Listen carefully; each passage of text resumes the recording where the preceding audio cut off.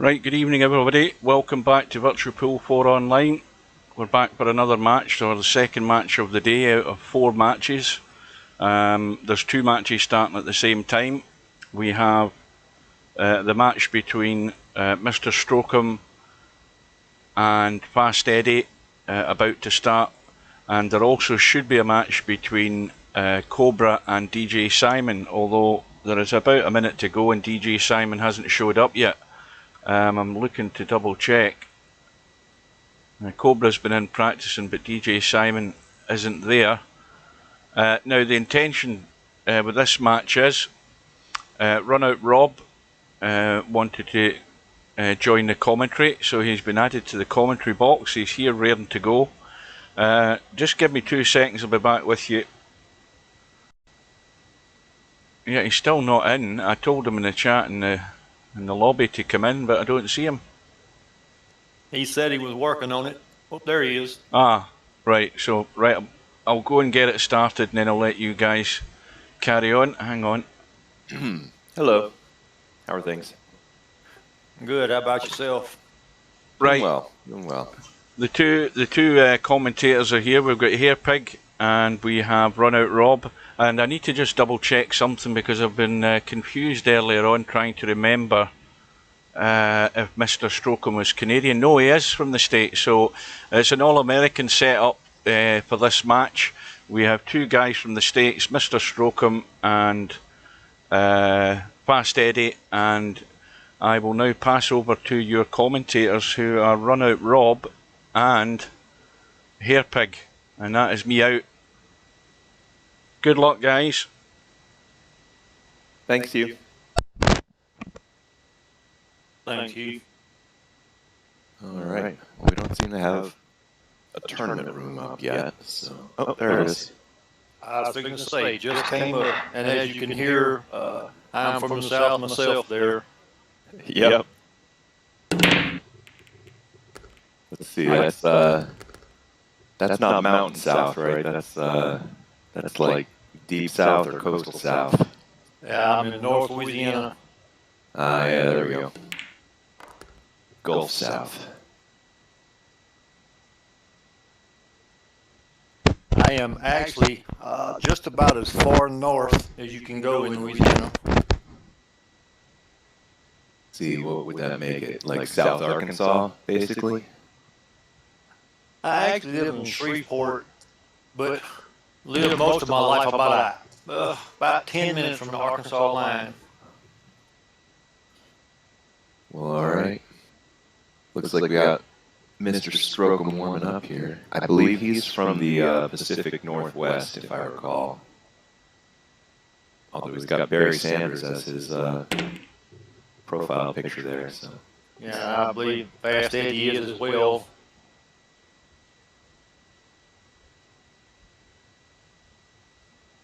Mr. Strokem's been around a good while, not quite as long as Fast Eddie, so I would have to give my favorite to Fast Eddie. He is one of them dangerous players that's due at any time.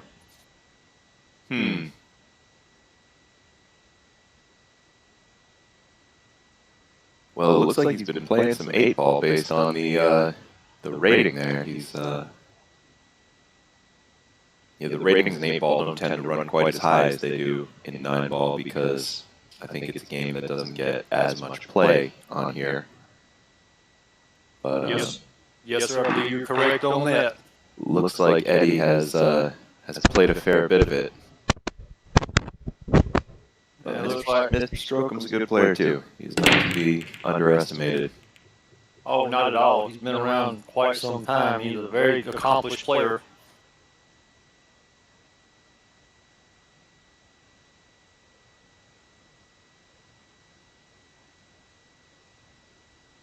And we have a scratch right off the first break. Yep. And both categories are suits. What do you like to call them? Both kinds of balls here are sitting pretty well. Stripes and solids. Look like solids is the best choice the way they're sitting as of right now. The 7 is really the only issue for the solids. Yep. And it looks like it does. Well, that's not quite a full pocket past the 15 either, so it really doesn't have a lot of pockets you'd be excited to play in. And it's really only got one pocket on the opposite side to go to if he gets correct position on it. Yeah, the pocket by the 3, if he can manage to get over here to the short side, or the distant corners are available, but with no other solids down here below the 7, it's going to be hard to guarantee that he really gets good position on it in any of those. He might shoot it right now in this top right corner from where he's at. Yeah, or maybe even the side because he's kind of straight on it, but that pocket opening is extremely narrow from this angle. He did play it in the side, but... I'm going to interrupt for a second, guys. Quick question. You're now in the room, Rob, but you don't have a second monitor, do you, Rob? Yes, I do. You do, right. Well, if you haven't already done it, you're probably better putting the live stream up on Twitch so that you can maybe interact with the chat in case the guys ask you something, and you can then obviously see what's going on if you're not already done that. Likewise for Hairpig as well, if you haven't done it. If you've got a second monitor, that is. Right, I'll butt out. Yeah, I do have the chat up. I always forget to look at it other than once every few minutes, so I'm usually pretty slow to respond. Meanwhile, the stripes don't have any real problems. The 11 has a pocket over there. If he can maybe draw back a bit off the 9 ball, he can get straight on it. It really does only have the 1 pocket. Oh, and now he's not on it. That it sits really well for. He can play it in the corner past the 2, but the 8 makes it a little tricky to get how he wants to get on that.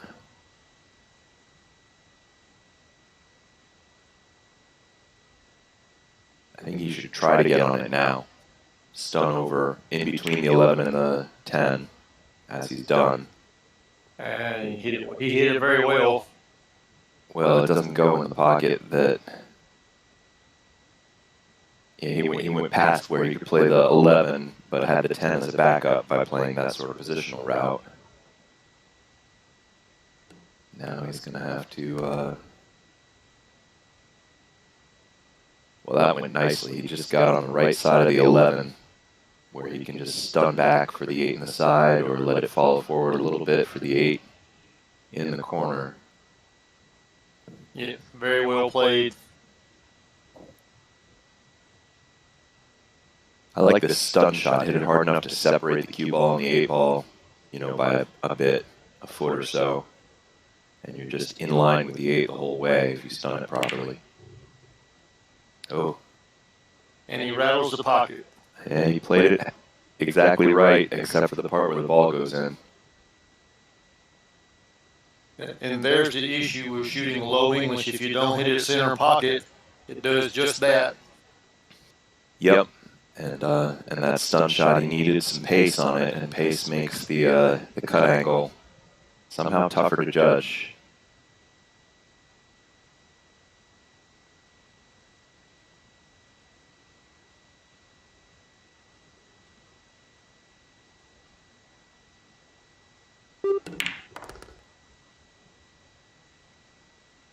So Eddie has played for the 2 on the side.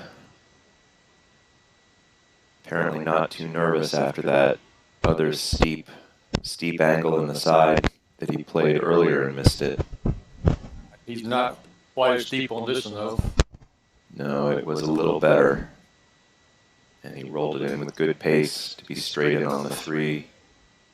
Same situation, he can either stop or follow and have a good shot on it. Same as the last shot that Mr. Strokem shot.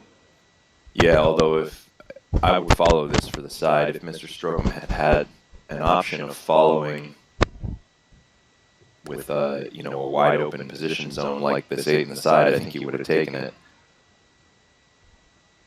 Mr. Strokem's follow option would have left him with very touchy speed to actually get reasonably straight on the 8 in the corner. I'm buttoning again, guys, just for a minute. This is a question to the guys in the chat. Do you want me just to interrupt with the occasional update on the other match, or are you all quite happy at checking the bracket yourself? Yes or no? If you say yes, fine. If you say no, that's fine as well. I'll butt out again. I like the idea of the interruptions with match updates from the other match. I'm good with it as well. Now, Fast Eddie, he chose to break with what we refer to as the 8-ball break on APA, hitting it on the side, giving every chance for the 8-ball to go in. Although in APA the 8-ball counts as a win, and in this game it's just a good start. And you beat me to that.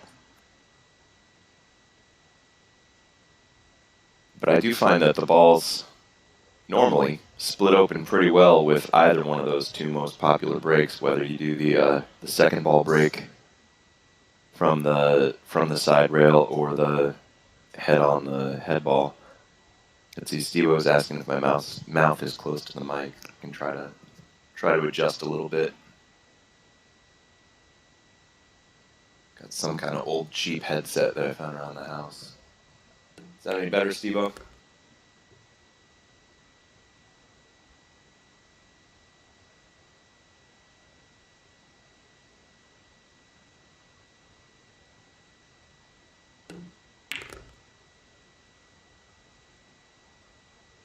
Well, it appears he's hit that a little hard for position he wanted. Yeah. Also, that is not a full pocket for the 10 past the 9. It's barely enough pocket to make it. As it would be said, he's pretty much in no man's land right here. A little bit, yeah. He's not on the 14, which he'd love to use to bail him out of this situation. He can play safeties off this 12 ball, leaving the cue ball sort of below the stack. I played the combo. Did he call that? He should have called that. Well, he called the safety. He relinquishes it. He gives up his shot at the table, but he did leave it pretty safe. Yep, he certainly did. The 6 is available in the side, and the 5 in the long corner. Neither shot being very easy. Neither being very easy, and neither being very easy to control your cue ball anywhere too advantageous off of. Cobra's up 1-0. And he's hampered over the ball there on the end rail, as he would say.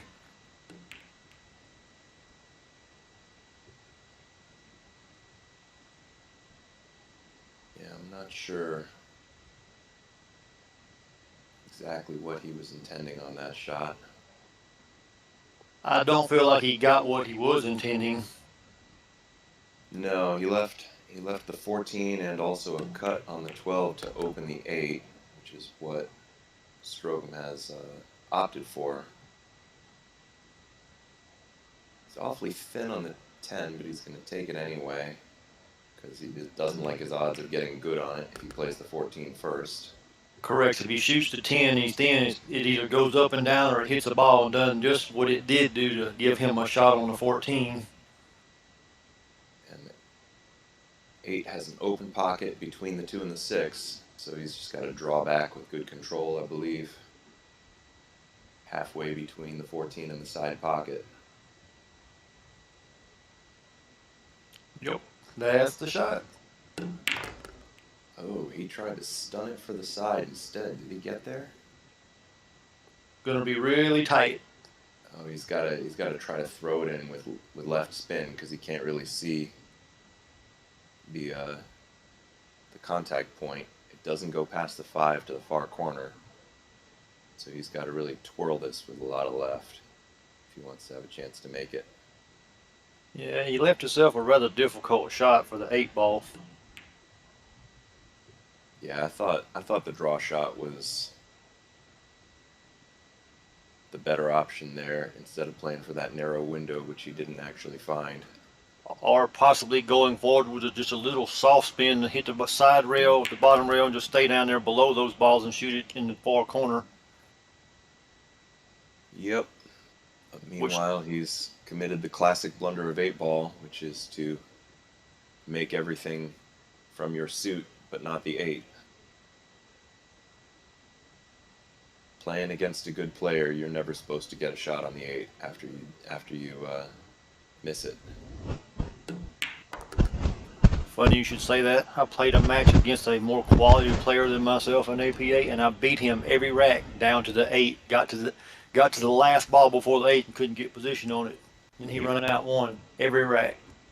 Yep.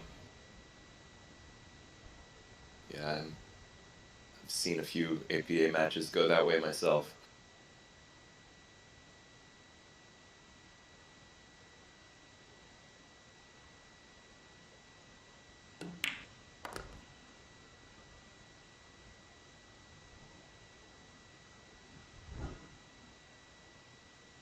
So Eddie shot that shot and left himself wide open for just however he chooses to go. He has options on the ball he wants to shoot here.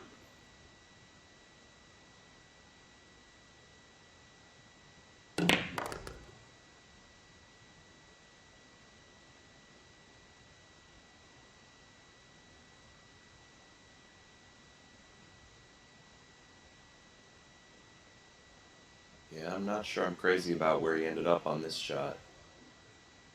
I don't think he got quite what he anticipated getting. I think he overstunned it. I don't think I'd shoot the thin cut here. Things can go wrong on the thin cut. Running into the 8 ball. It all ended up okay.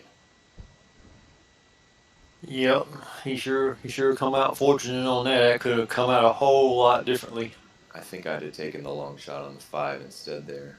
I have to agree. 1-1 between Simon and Cobra. Well, I haven't seen Simon play much. I'd have to think he's a big underdog in that match. And it's possible Simon could have been offline practicing as well.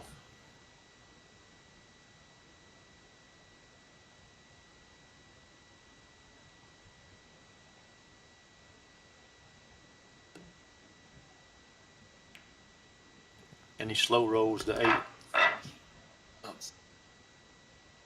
Despite the thin cut that I felt he shouldn't have taken on the 7, he managed to make that run out look pretty unmissable. Yeah, and now he's up 2-0, which is a really good start in 8 ball. 6 with the second ball break gets a much better spread this time, but scratches. And that's 2 scratches, 2 breaks, and 2 scratches. Yeah, he's got to fix that. I don't know if he's hitting one of the balls too thin and leaving too much speed in the cue ball, or if he's just gotten unlucky there. Cue ball didn't go directly in a pocket either time. I don't think it plinkoed its way into a scratch. Mm-hmm. Looks like the stripes are sitting better for the run out here. Everything on the stripes is available. The 1 and the 4 down there is kind of tied up. And yeah, the 11 might be awkward, but he's on it already, which is always good news if you can get on your worst ball immediately after claiming your suit.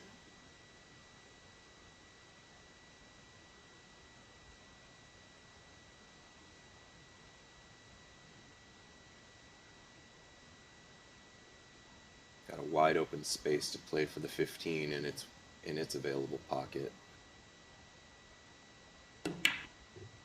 Oh. But he missed that. I don't understand why he didn't hit that just a little easier and just let the ball follow, kind of drift up there between the 10 and 13. Yeah, I always find that pocketing is, particularly in virtual pool, is much more reliable at slow speeds. The amount of cut angle you get gets real finicky when you start hitting it hard. You end up with a very narrow margin of error between an overcut and an undercut. Makes these deep pockets on these, the way Steve's got it set up with these such deep shelves. If you hit it very hard, it's just almost not going to go in. So Mr. Strokem's obviously trying to look at what he can do about the 4 and the 1. He could play position below the 4 to play it up here past the 10. He's aimed his cue at it a couple of times here already, but I don't think there's any place above the 1 where you can cut it in.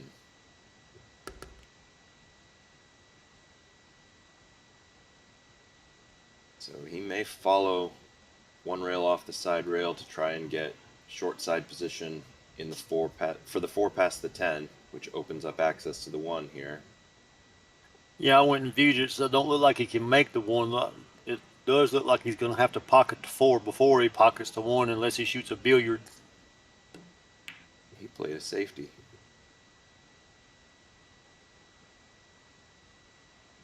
Unfortunately for him, he has left the 10, so I'm not sure that safety is going to help his cause any.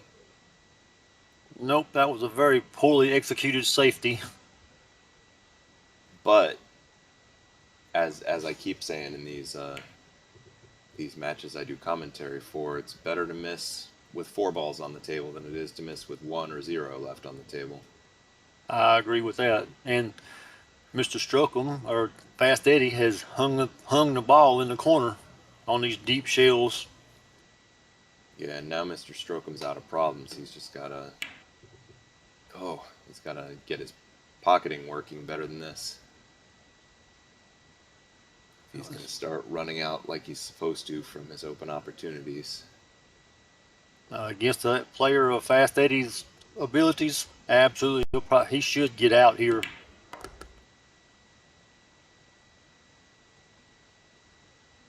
Oof. He flirted a little bit with that scratch. The cue ball kept rolling towards that pocket longer than I thought it was going to. I think I'd shoot the 10 now and just come out to the center of the table instead of going from one end to the other. Yeah, I certainly wouldn't want to be shooting the 10 from the end of the table he's on now, needing to get back to the end of the table he's on now. Yeah, don't know if you agree or not that going from one end to the other, you should come with Hugh on that always. Always clear up one end of the table first. Go from one end to the other with your clearance. You don't want to go from end to end. Yeah, when you can manage it, that's definitely, minimizing that cue ball movement, particularly with traffic on the table. There's still 4 solids and always an 8 ball to contend with. But from here on the 10, needing to get on the 15, if he cuts the 10 fairly thin, he's going to hit the point of that pocket, which makes position very unpredictable. He may come off the rail and let it go around 1, 2, maybe 3 rails, probably 2 rails, and back around for the 15. But with the 10 deep in the pocket, I don't think he can hit the 10 very full going rail first. I was just about to say that, Mark, but I was waiting one of these guys give me air to breathe to tell you, but it is 2 racks all. I'm out. 2-2, alright. DJ Simon keeping up with Cobra. Never discount DJ Simon. He shoots very well. And he, like I said, he may have been offline practicing where just that little edge of nobody seeing him practice, thinking that he might not shoot well. Maybe so. DJ Simon, the shadow.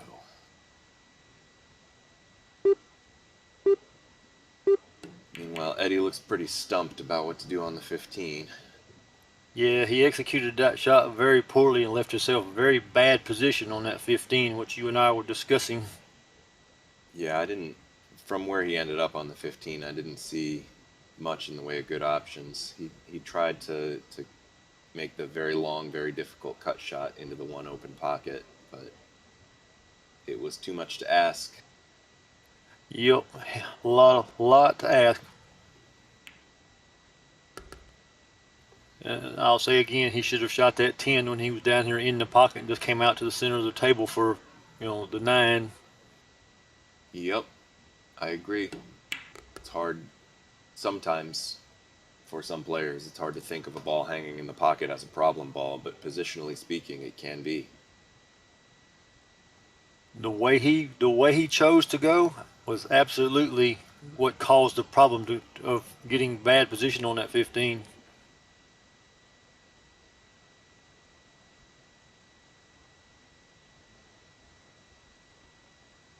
And meanwhile, he's gonna have to. Ooh. He's gonna have to play position on the 8 with He nothing got automatic.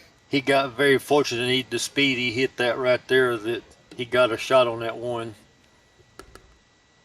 And that was very nicely controlled coming across for almost straight in on the 8 ball. The 8 ball was kind of hanging out in space with no balls available to play any kind of ultra simple stop shot position on it. But It's again, always going to be a speed control shot there. long as that 8 ball sitting out in the center of the table like that, you should be able to make it from almost anywhere. Well, generally I would agree, but on the 10-foot table, I think it's causing players a little more trouble than they're used to on the 9-footer. Correct. Most of the players are so used to the 9-foot table they can just rear back and hit that shot where the 8 was from almost anywhere and almost guaranteed to make it.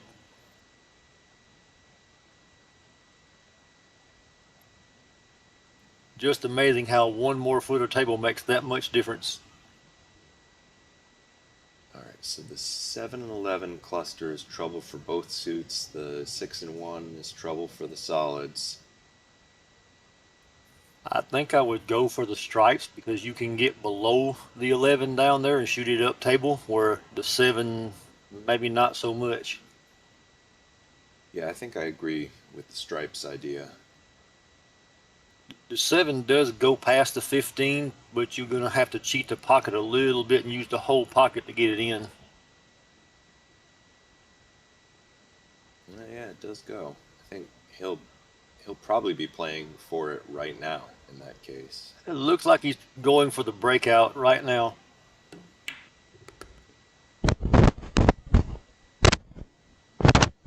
If you're in that other room, if you're watching that other match, Mark, because the bracket is just updated, so you can post the updates on the stream.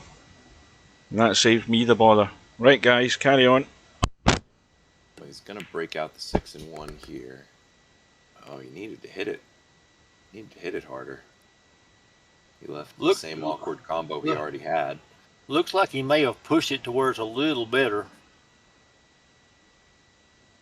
Not a whole lot, but maybe just a hair better. Is he straight enough on the 2 to follow forward and hit the 11? Bump the 11 away from the 7 off the rail. Off the rail. I just fixed to say that. Off the rail, like that. Yeah, and he ended up hitting the 7. I think if he had cut the 2 into the pocket, he would have hit the 11 instead. But either one would have worked as long as he made the 2. Yeah, he'd be in really good shape right now if he'd have made that 2, cut the 7. Then he still had that difficult combination up here. And But there is a pretty good gap between that 1 and that 6 to work with it. Yeah, it certainly is makeable. Not really lined up, but That's what he helped with when he bumped it just on the last shot. He bumped it apart like that. Now it's more workable. I don't know how he's going to get on this 11. I think he's if he kind of stops his ball on the 10, he might be able to use an angle on the 14 to get over there.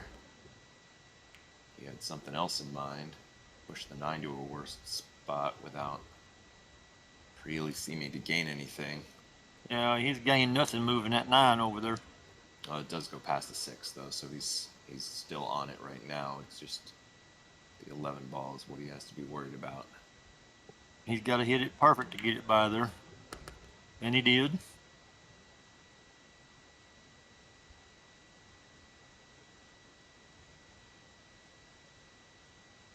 again, like you said, that 11 is going to give him some sure enough difficulty. If I were a betting man, I don't think I would like to bet on Mr. Strokem pocketing the 11 this inning. Oh, why did he do that? Oh, look at this. Well, he just helped his opponent out a whole bunch. Yep, the 1 goes straight in now. But he does now have an angle on the 15 to get on the 11. Yeah, he should have hit that a little farmer and spun it a little bit and got it over and knocked that 7 out.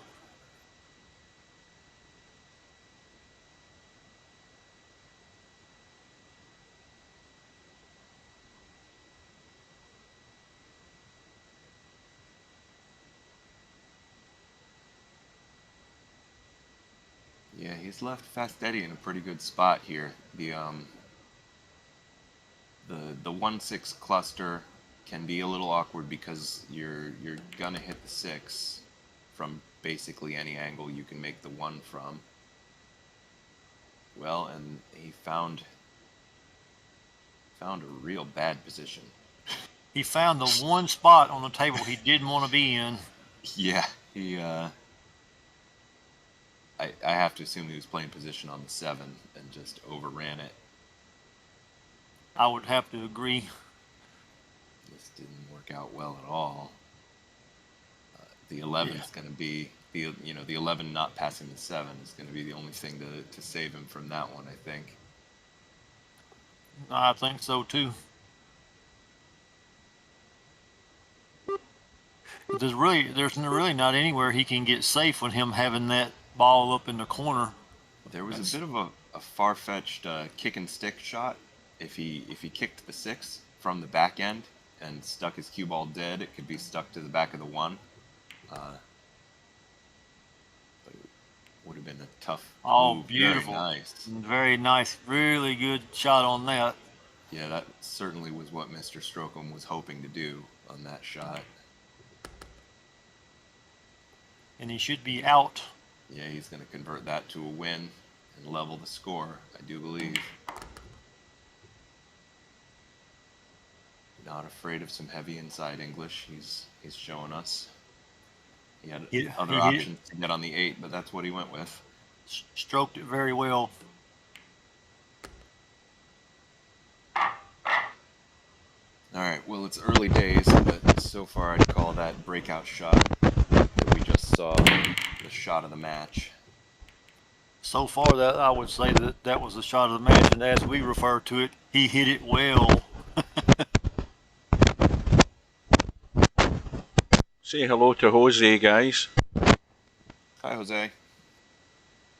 Good afternoon, Jose.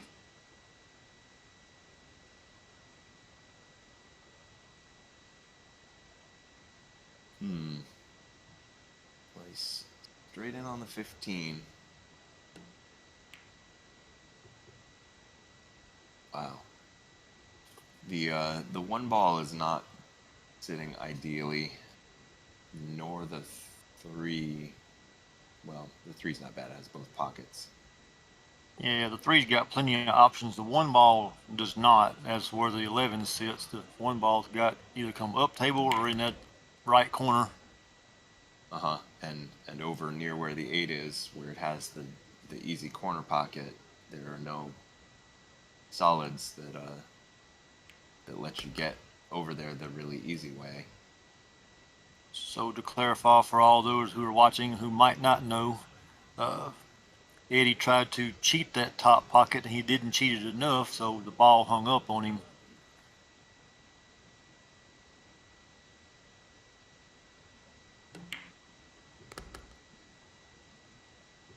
He was trying to do what Mr. Strokem did just there and just caught just a little too much of the outside of the point.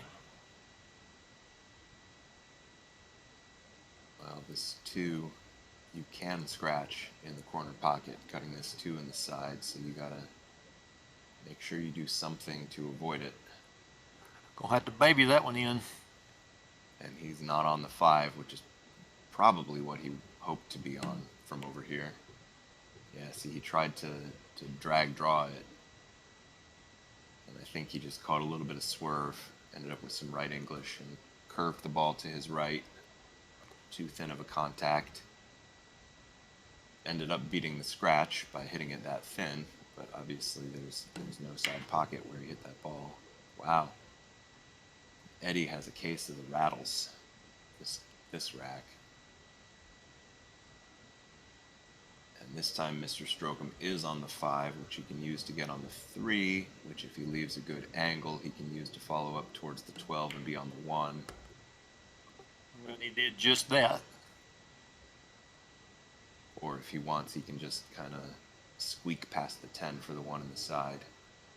Looks like he's going to go the first pattern you said, from the 5 to the 1 to the 2.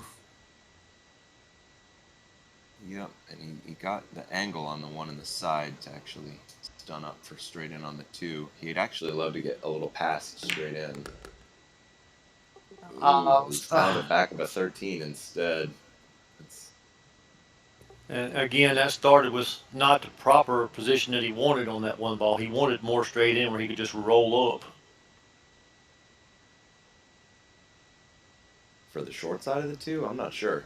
I think he, if anything, wanted a little more angle than what he got, because that would have allowed him to hit a higher ball and still follow past the 13 rather than trying that kind of stun follow that he tried and did not get right. Yeah, if he'd have got straighter in, he could have just babied the 1 into the side pocket and left the cue ball there in that open space. You know, might have been a little more difficult shot on the 2, but no chance of getting in behind the ball like he is here.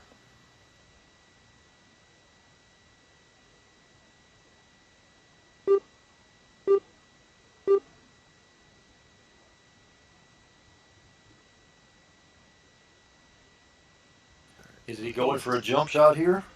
No, he's kicking it. Pulling it in. Yeah, the one pocket that he possibly made it in, hitting it full. And he missed it totally and almost made the cardinal error of coming around 2 rails and knocking the 8 in. Yep. Yeah, you want to watch out for that 8 ball play in this game.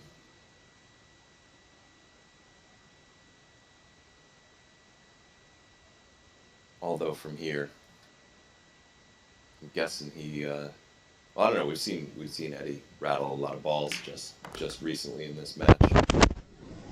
But from here, he might lose with the same number of return trips to the table, whether he pocketed the 8 on that shot or not.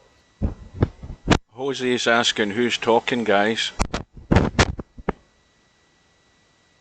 Mark with the answer. It is Hairpig, myself, and Run Out Rob.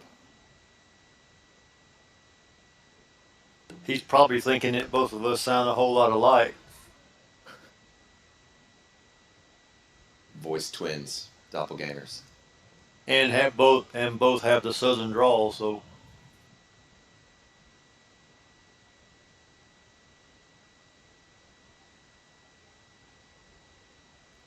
adds a difference in when Hugh talks and anybody else is in with him. There's no denying who Hugh is. Yep. Or Steve as well. Steve has a unique voice that's, you know, it's like no other.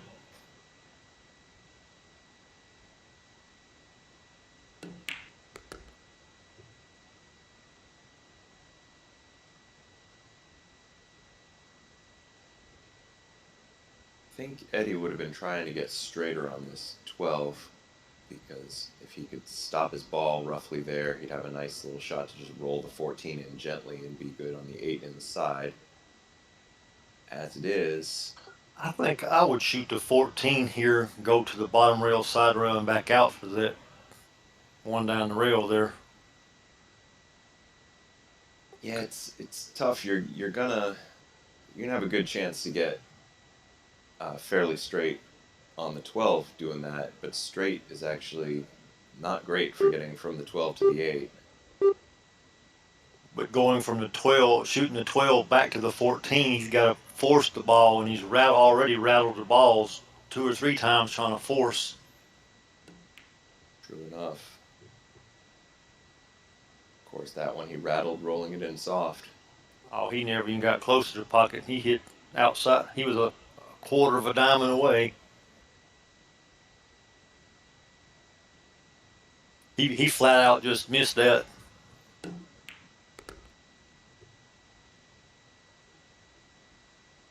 Well, Mr. Strokem did not execute his shot well. Now he's got a difficult shot on the 8, or more difficult than he would like. Yeah, he's missable on this ball. But... Just like that. But now, where he sits now, if he shoots the 14, he's going to run into the 8. Yeah, this time he's got to shoot the 12. Well, he already shot before I finished saying that. Bumped the 8 out, which I guess is a blessing from here because he doesn't have to do as much on the 12. But you know as well as I do the way he shot that, it could have come out a lot differently. That he got fortunate that it went skidded off the side of the 8. Yeah, he was trusting his luck a little bit on that one.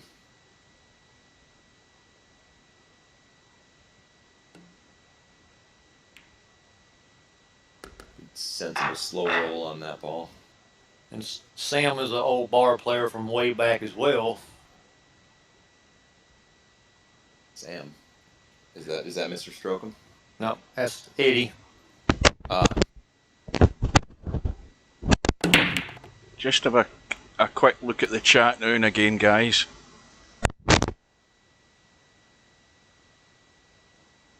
Good evening to Potman.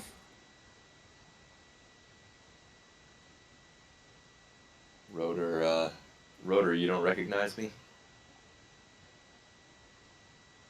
I moved to the States. Dropped the Scottish accent. It's okay, I'm still a tactical genius. There's only one tactical genius, everybody knows that. Only one? Man. Tough competition, I guess. Did Fast Eddie mean to stun over for this 10 into half a pocket? Feel like probably not. But He I probably wouldn't have. I would have followed forward off that ball to have a cut on the 13. He was opens probably the full pocket. He was probably hoping to roll a little further down instead of leaving half a pocket. Yep, but this worked out great. Getting straight in on the 12 like this, he can stop his ball and be on the 15 and the 14. Then again. Then he shoots it right into his opponent's ball, like, you didn't even aim it at all. Yeah, he's got to get striking these balls toward the pockets a little bit better than he is. I think both of them have a lot of room for improvement. They've both made several mistakes in this match so far, and we're only 5 games in.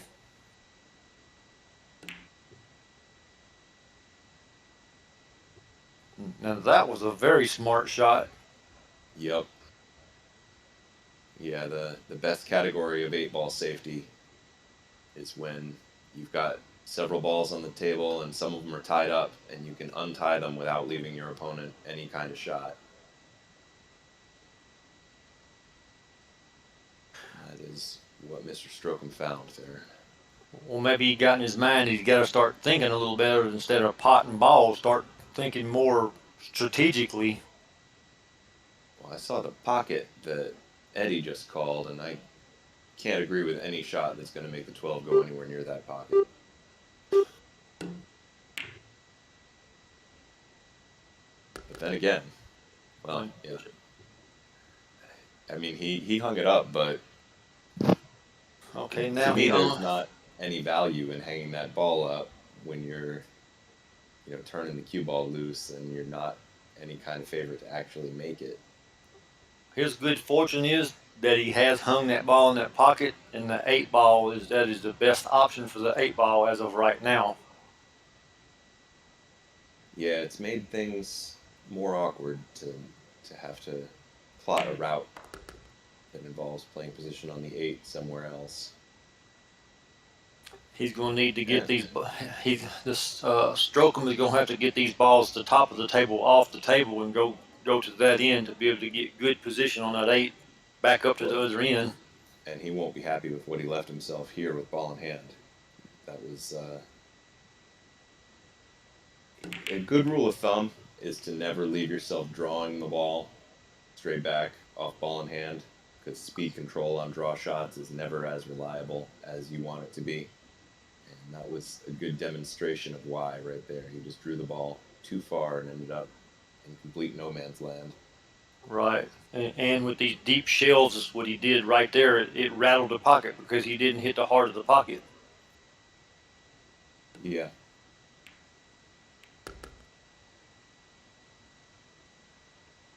Yep. Now that 6 is blocking a pocket for the 15. I think it's deep enough where you could play the 15 to follow the 6 in if you need to. And that might be what we see. He turned around and looked at that ball in the corner, but that was, if it was my choice, that would be the last one I would shoot, leaving that pocket for the 8 blocked off. Yeah, I think I would, if I'm trying to run out here, I'm doing it with 13, 15, 14. So trying to, well, so he, I think, must have been trying to draw over for the 15 in the same pocket, and just, because I can't imagine what else that was an attempt to do, but it missed the mark by a large amount, and now he's once again going to be leaving Mr. Strokem with probably a golden opportunity. I guess we'll see if whichever stripe he shoots at rolls somewhere very lucky for him. Again, with the statement you just mentioned about the draw English, he just did not have enough control of it to get where I believe he was trying to get him to 15 as well, and he just overdrew the ball because the lack of control on a draw shot. Yep. That seems right. It makes a good hit on the 13. That is where the good news ends. Everything's out in the open. However, he has moved the 13 up to the very top rail now, almost on just a little ahead of the first diamond, not leaving it in a very easy position to make. No, not easy. But, that's only an issue if he gets back to the table, which if I were shooting these solids, I'd be disappointed if I let my opponent back to the table. Oh, absolutely. He shouldn't come back. He should be done. This should be Mr. Strokem's rack. Yeah, he's going to shoot the 5 now, and I think that's a mistake. I think leaving the 5 for last would have been the way to go, because you're on the 8. Basically, any shot you leave yourself on the 5, you're going to have an easy time leaving yourself a good angle on the 8. Right, now he's got to baby this and then to try to control the 7, and he did it very well. Hit it very good.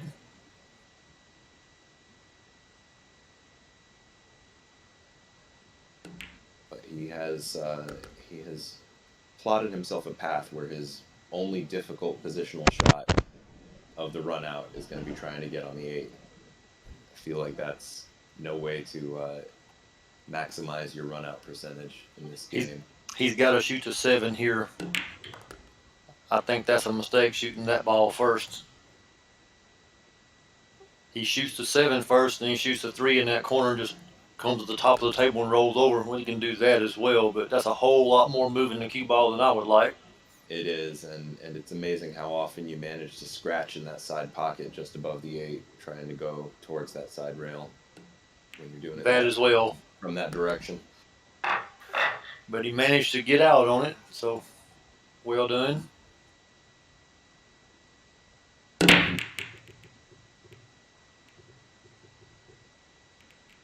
And we have a tie match again at 3-3.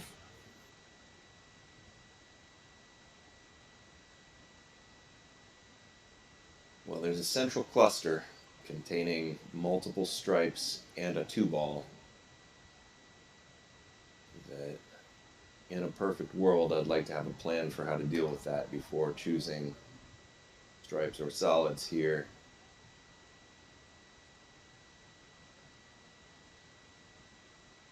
And he's got the, I believe, the 4 ball in the way of the 9. I haven't looked, maybe wrong. The 9 can be made past the 4, certainly. But the 2 ball, now that he's chosen the solids, is very much the problem. I was looking at that for the stripes, where the 9 was sitting, because if he chose stripes, he could play his position to the 9 and cut the 9 in, break the balls out. Yup. Which we may see happen if Mr. Strokem gets to the table with things still tied up in the center there. Yeah, he didn't leave himself a very good choice of how to get that 2 out of there, the way he shot No, those balls. he can go into the cluster if he leaves himself any kind of thin angle on the 3, but he doesn't have any balls positioned well to leave himself that angle on the 3. The only other way he could do it would be on the short side of the 4 and cut the 4 to the opposite corner going toward the pack. Yeah, that's also very angle sensitive. If you don't have just the right angle on the 4, you're not really going to be able to open them that way. Well, Eddie just messed that up. So we do see Strokem come to the table with that cluster still where it is. We might see him use your 9-ball breakout shot. It's still available. 12 doesn't pass the 4, so he definitely needs something to bust that cluster open before he has real good paths available to run out.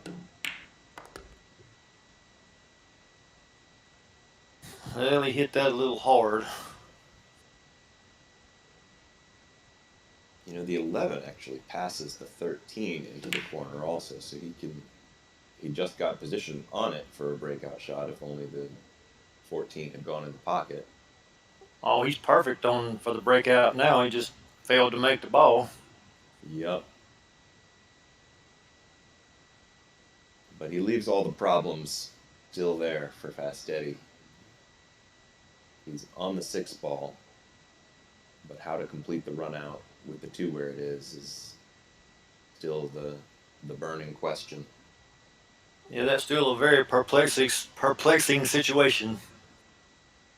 5-5, Cobra and Simon. Man, sounds like a barn burner. Yeah, see, sounds like Cobra's not on his full game today. Well, here he goes with the 4-ball. He got on the angle that I said he had to have. Well, let's see. Is he? I think the angle's a little too steep. He I think might. it's too steep. He's on the 3 too, though. If he uses a little high left, he can go Yep. into the 8, and if he's lucky, he frees the 2. He might just hit the 8 and the 12 and not move the 2-ball. Mm-hmm. But he needs the high left. If he just crashes into the 4, I don't think he's got much chance of opening it. Oh, he did it and he missed the ball. Yep. I'm going to step away just a minute if you want to jump in a minute, Hugh. I got to take care of some business right quick. So I'm going to leave Hairpig on his own. Good luck. All right. Thanks.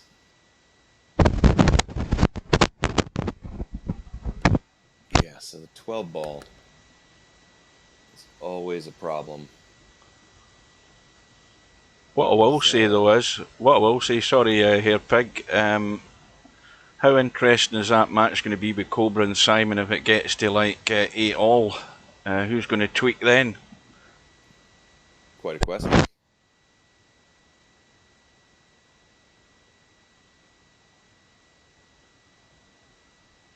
Quite a question.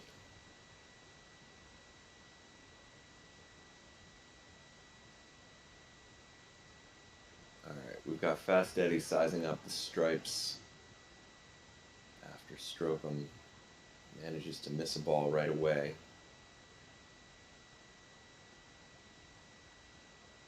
It looks like Fast Eddie might be having a connection hiccup, or possibly an away from keyboard moment. Ah, now he's back.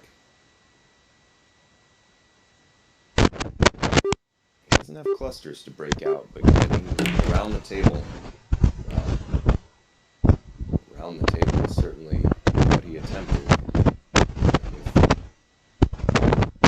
With some kind of exotic 7-rail position idea there. I'm not sure what he had in mind that required hitting that ball that hard. I'm going to have to tab out for a second, guys, but you'll still be able to hear Hairpig. I'm just going to raise his volume a little bit, and then you can let us know if it's okay.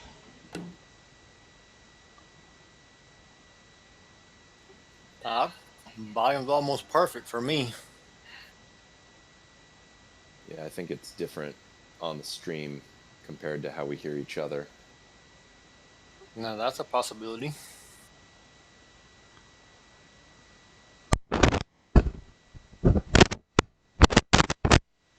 Anyway, Strokem's back in with another chance. The 13 does not, well, it passes the 4 if you're perfect on it, but it's not a shot he would probably like to shoot from here. Oh no, if I was going to be shooting a 13 myself, I'd want to be almost straight in. Yeah, he plays this safety, which is good in that he doesn't leave a shot, but he leaves certainly a legal hit opportunity on the 3, so he's not going to get ball in hand. It's possible that he could shoot this off of the 12 into the corner. Got to hit it perfect though.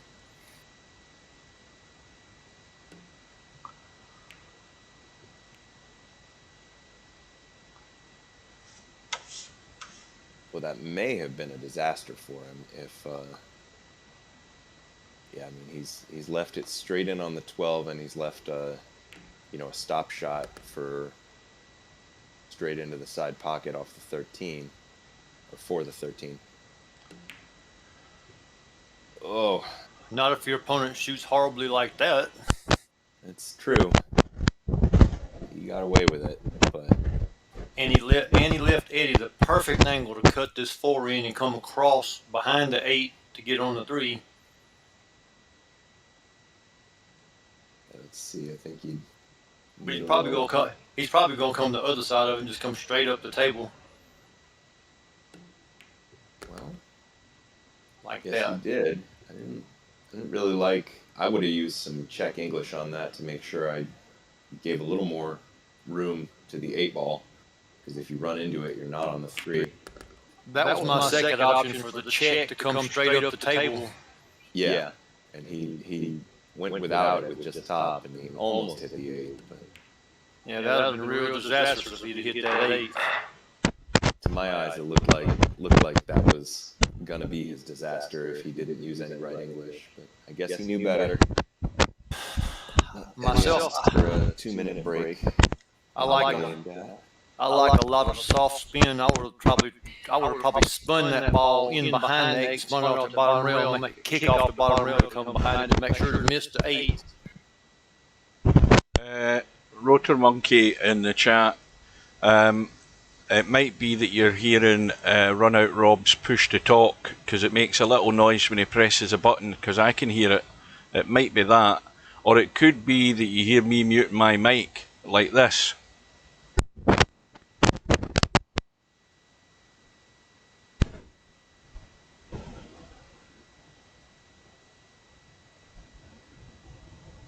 Well, shock in the making here, guys.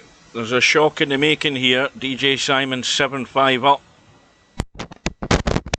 7-5 for DJ Simon.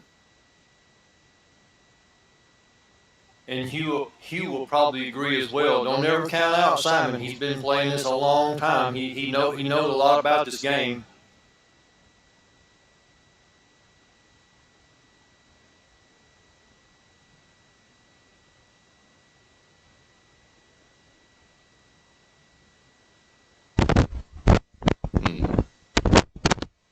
It's funny in the Discord server. It's not a lot of noise when Q cuts in and out. But I guess I have the stream muted for obvious reasons, and so I guess on that end, huh?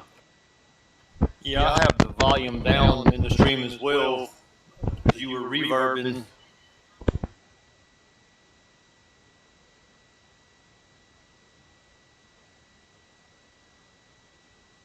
Well, Fast Eddie has returned.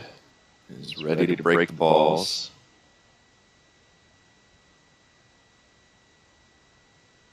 This match has been a bit of a story of missed balls, really, so far. There's been a little bit of tactical play, but mostly there's been a lot of back and forth with these players giving each other multiple opportunities to convert runouts per rack.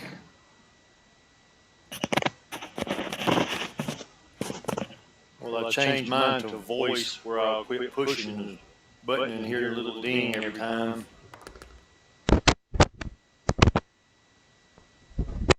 No, it's not you that's annoying him, Rob. It's me. Oh, I got you.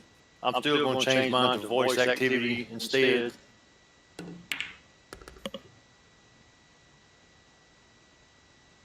Mr. Strokem has ended up with stripes here. And the 8-ball is a problem for him. The 11 is another, but it looks like he is going to fix it here. The 8-ball does go, but it looks like it's going to have to be probably from the 9 that he shouldn't shoot right now. Yeah, I think if he left the 12 and 9 for last, then he could stop on the 12 and have the angle on the 9. Oh, he went for the breakout off of it instead. And he almost got unlucky and made it at the same time. Well, he almost got that unlucky, but instead he got unlucky in a different way by blocking the pocket for the 12. That as well. Now he's going to have to play position for the bottom of the table or a bank. I think he should shoot the 12 from here. I think it's a little more likely that he can make this cut up the rail than it is that he's going to get better on it in the future. Well, they've both been rattling balls. He might not feel comfortable doing that. Yeah. Well, that makes sense. Well, he did get on the 12, so he's proven me wrong. Well, he's okay. He's certainly better on it than he was the previous shot. And if it goes in, he'll complete the run out. Yep, looks like he's going to get out. He got somewhat fortunate with that draw shot. He did finally a draw shot that actually worked. Yeah, I never know if that counts as fortunate. He was lucky that that was the time when he actually played one well. Correct. But same thing I just did. He got fortunate on just one draw shot that actually worked properly. he did play it well in the end, and that's that was a run out from Eddie's dry break, I believe. That might have been our first full table run of the match. Table run. So you spoke of APA. Do y'all do multiple leagues there where you're at?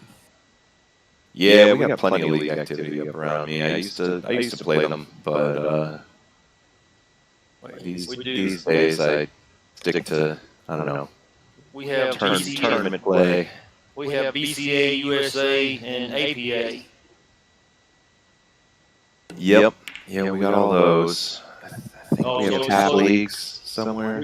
We do have tap as well, but it's not as big as the other two, being USA and BCA, which are basically the same. Yeah. So you're familiar, like me, you're familiar with the rules between 10-ball and 8-ball and 9-ball and those things in the USA League, which is similar to the rules in this. Yeah, I have played in a BCA league, which is basically this rule set. The USAPL is basically this, and they have the 10 ball, which is similar to the pro rules, where he was asking just a little while ago when we were watching about shooting the safety in 8 ball. So the difference in the two is you can call a safety and pocket the ball in 8 ball. But you relinquish your turn at your visit at the table.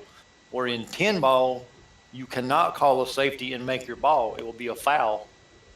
Well, it's not a foul. The opponent gets the option to play or make you shoot again. Right. If you pocket it like that, it's a mispocketed ball because you didn't call it in the pocket you were intending. That's correct. Right. That's the difference in 8 ball and 10 ball and 9 ball as well, where they deem that as a mispocketed ball, and your opponent has the option to, just like a push shot, to pass or shoot. Yep, which is how the missed calls work in 8 ball as well, except that a called safety with a pocketed ball doesn't count as a missed call. Right. In 8 ball. Dwight, just a quick minute, guys. Dwight's saying that the volume improved. Now, I wonder if it improved when I unmuted my mic. I'm going to mute my mic again, and you can let me know if there's any difference. That's an interesting factor that might be playing in this issue. Let me just mute it again. Oh, no, that's a nice shot. That ball had a wide open pocket, but he chose to play it as a billiard shot off the cluster, which opened up the 2 ball. Now the 4, I think he got a little unfortunate that the 9 ended up sitting directly in front of the pocket, because the 4 now doesn't really have... I think I'd shoot the 4 now. It's a steep cut, but he runs into the 10, knocks the 10 out of the way. I don't think he would hit the 10 if he played the 4. He would run into space toward the 13 or... Probably. It's a pretty steep cut. He may skid a little off the 10, not much. And depending on how he hit it, and again, with each person's stroke and how you hit it and all of that, you could miss the 10 completely, or it could skid off of it just a little bit. It probably wouldn't have hit it much. Yeah, I think he's going to make the 6 and try to get on the 5 with an opportunity to come across for the 4 in one of the more distant pockets. Again, let's see, we're getting my view here. He got a nice angle on the 5 where he didn't really have to power up in order to get over for the 4. Well, that was a well-played shot. He got his position really well on the 4. He did, and it looks... Yeah, the stun for the corner I think was the right choice. If the side pocket had been in a different place, I would have followed that for the 8 in the other side, but it looked like with a real follow stroke, he was gonna end up either scratching or flirting with the scratch, so he chose this stun route instead. Oh, and then no, it's good. No, it ain't going. Pushed the 8 right into the point. Right into it. That's no good. Let's see. That's going to be probably the difference between 5-4 in Eddie's favor versus 5-4 in Strokem's favor. Right, it's probably going to leave a mark. As we refer to it, that's going to leave a mark. That is going to leave a mark. Well, I don't know now. We'll see. Oh, no. Oh, Lord. It might not leave a mark. He's going to hit that just a bit. No shortage of mistakes this match, seems like. Wow, he's elected to play. Ooh, that's very nice, actually. That thin contact on the 12 to try to stay behind the 10. Easy to hit it too thick and end up on the... Leaving him a shot. Yep. He hit it. Also easy to hit it too hard and end up leaving him a shot, by coming out past the 10. Things are going to start to pinch in that match with Simon and Cobra.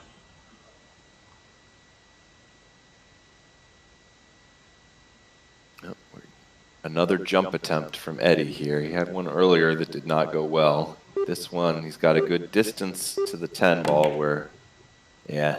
Nope, didn't get it. You never really get much altitude trying to jump with the playing cue in this game. And now we'll see. Do the rules say no jump cues in this? Yes, no jump cues in this event. Yeah, no jump shots though. That they're allowed. I mean, jump shots are fine as long as you can do it with the playing cue. And as we've seen so far, that have not worked out that way. No, it's definitely possible, but it helps a lot with it helps a lot if you're not going over a full ball. I'm not sure if he would have amped up that stroke, but without amp, I find it's pretty unlikely you're actually going to clear anything with the playing cue. Eddie says he hopes Cobra's here taking notes. Does he not know that Cobra's playing as well? That has probably escaped his notice. Just gone 8-all in that match. This is where it gets interesting.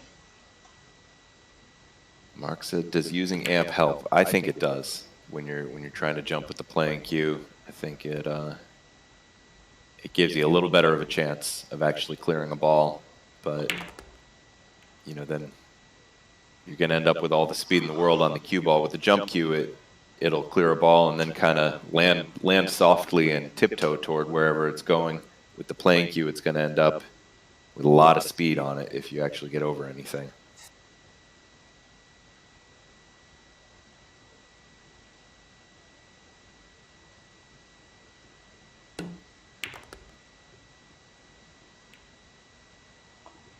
Strokem playing the stripes. Now he's at a decision point. If he's going to run out, then it's going to be by playing the 12 here and trying to get position for some kind of breakout. I personally believe that that is not likely to work out in his favor and that he needs to be sure not to pocket the 12 here. However, as he was following my advice, he failed to make a good hit on the 10, I believe he was shooting at. So now I believe Eddie needs to go down and shoot that one of those balls in the opposite side. Now he's got ball in hand. I don't like this trying to make that go behind the 13. I really don't like that. Well, I think he's viewing it as a safety with the possibility that the 2 will drop. But I think he's going to leave his cue ball there. And no, he didn't call a safety. He was planning on making it. I guess so. I think maybe he would have been better off calling the safety because look at what Strokem has if this is Strokem's inning at the table now. I agree. That's why I said I didn't like that, because that could go, like Hugh always, horribly wrong. Well, he's like that. Made a bank shot to continue his run, but again, continuing the run is not necessarily the move from here. I think I would take that safety here, because if he leaves it hit anywhere, he can leave him hitting a ball, but probably not making a ball. There you go. Now, I believe that was the correct shot. I don't believe he had no idea he was going to make that. Yeah, he managed to be sure not to leave a shot on the 11. I think he was using that as a two-way shot. Knew it almost impossible to make, but leaving the cue ball in a difficult position where he knew his opponent wouldn't have a clear shot at a good shot. Oh no! And meanwhile, in Strokem's response, he leaves the 7 sitting where it sits very well to open up the 1. Right. But he didn't make the ball, and the stripes are now actually all the way open without having to do anything fancy. See what he does. Strokem does here. Yeah, he got to shoot that 10 now. It doesn't really matter which way it goes. He's gonna have difficult getting, really touchy position on either shot. Well, I think he did touchy pretty well here because Yes, he he came did. over to where he still has, he didn't hook himself beyond the 3, but he got as straight as he could without hooking himself behind the 3. And he reaps the reward, cutting Yes, that he straight does. in the pocket and getting perfect on the 8. He's fixing to have, and he should have that glimmer of light between them, two game gap. Now and he does. Now the pressure is on Sam.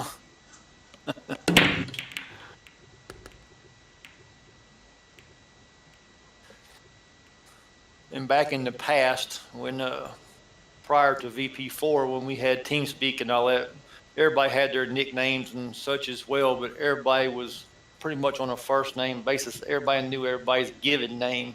There was no such as you and I and hearing me calling you Hair Pig all the whole time we're commentating together. naturally, you can see what my name is. 9-8 to Simon. Yep. Wow. Well, if this gets really close, I think we need to jump in there and have a quick look, because this match isn't going to be finished before that one. Oh no, you switch anytime you like if you want, Hugh. I'm good with it. Yeah, I think switching over and then coming back to this one might be the move. Yeah. Yeah, and because looks like this has a possibility of maybe going all the way if Eddie can get back any resemblance of his stroke and his game. Now, if Mr. Strokem should run out here, well, that's going to be a tall order. Being 3 games down. And this run out is definitely there for the taking. It absolutely is. However, if Mr. Strokem should not run out, and Eddie has to, this is a crucial game. He has to run out if he gets to the table to have any resemblance of making a comeback. Yep. Yeah, I have to agree with all that. He gets now the 4 is kind of sitting awkward close to the 9. I thought he might be thinking about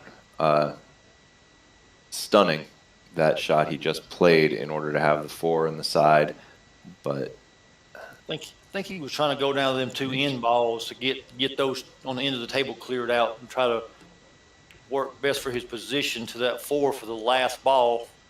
Yeah, that's the choice he made, but I'm not sure I'm sold on whether it was the correct one. With the angle he's got, that's he's got a really well. Looks like he's hit it pretty well, played it well. He did. He's going to have to use heavy inside English, I think. I was going to say heavy right-hand English to make just come off the rail and go down. I mean, I wouldn't want this for the key ball. And he's got it going across the table. And did he get past the 13? Let me look and see. He's going to have to use the rail first, I believe. He can hit just a sliver. He may got just enough of it to make that 8. I mean, it's going to be pocket speed. I mean, just feather. He's got to feather it and just let it roll up there and probably touch the outside point and fall in. If he hits it just a little too hard, it's not going to go there. Like that. Like I said, if he hits it just a little too hard, it won't go. I think maybe rail first. That's what Mr. Strokem's saying in chat. Should have kicked it. I think rail first was the shot there. What I say, he had enough to make it, but it was really close. Eddie he's not sure what he wants to do because that 8 is sitting right in front of the pocket. I mean, if he makes any mistake at all, Strokem is going to get out. He knows at this point he can't make a mistake unless he leaves the cue ball down here on the bottom rail somewhere. And right here, he has to choose whether he's going to try to play position on that 10 or move it, because if he's going to move it, he needs to do it on this shot off the 14. And he's chosen to get position on it. I say it looks like that's the plan, to get it out of that where he doesn't have to shoot it past the 8, and he didn't get that good a position on it. No, I'm not sure he chose right between. Well, it's hard to say whether he chose the right shot. He didn't execute the right shot. He didn't. He chose it right. He just didn't execute his shot properly. He didn't get. He needed to be really straight in. Looks like table speed, pocket speed. Only thing that saved him. Wrong But button he did there, save guys. himself, so. It's tough. His comment was tough either way. He's right. Right, we'll see the end of this rack, and then we'll move across. It's now 9-all with Cobra and Simon. I'm good. Let's look at some of that one. We got plenty of games left in this one. So Eddie should be out here. He should all just roll it to the rail and back out, shoot and stop. Yep. Only 3 things that can go wrong with this run out.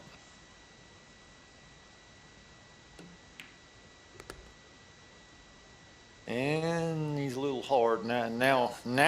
Just cut it in easy and just let it, like he shot that 10 ball. Pocket speed, let it roll up there and fall in. Cue ball goes to the rail and just stops. Yep. There you go. Just like that. But he didn't try to do no stun or stop or just roll it in. Yeah. There's no reason to give that a chance to rattle instead of rolling it slow.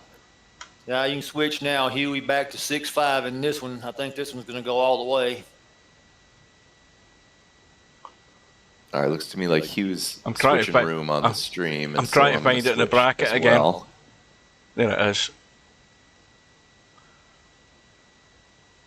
All right, Cobra's at the table, 9-9. He's got the stripes, and he's got a 12 and 8 tied up, and a 13 that doesn't pass a 6. So we're still in the Mr. Strokem Fast Eddie match. He hadn't changed it on the game yet.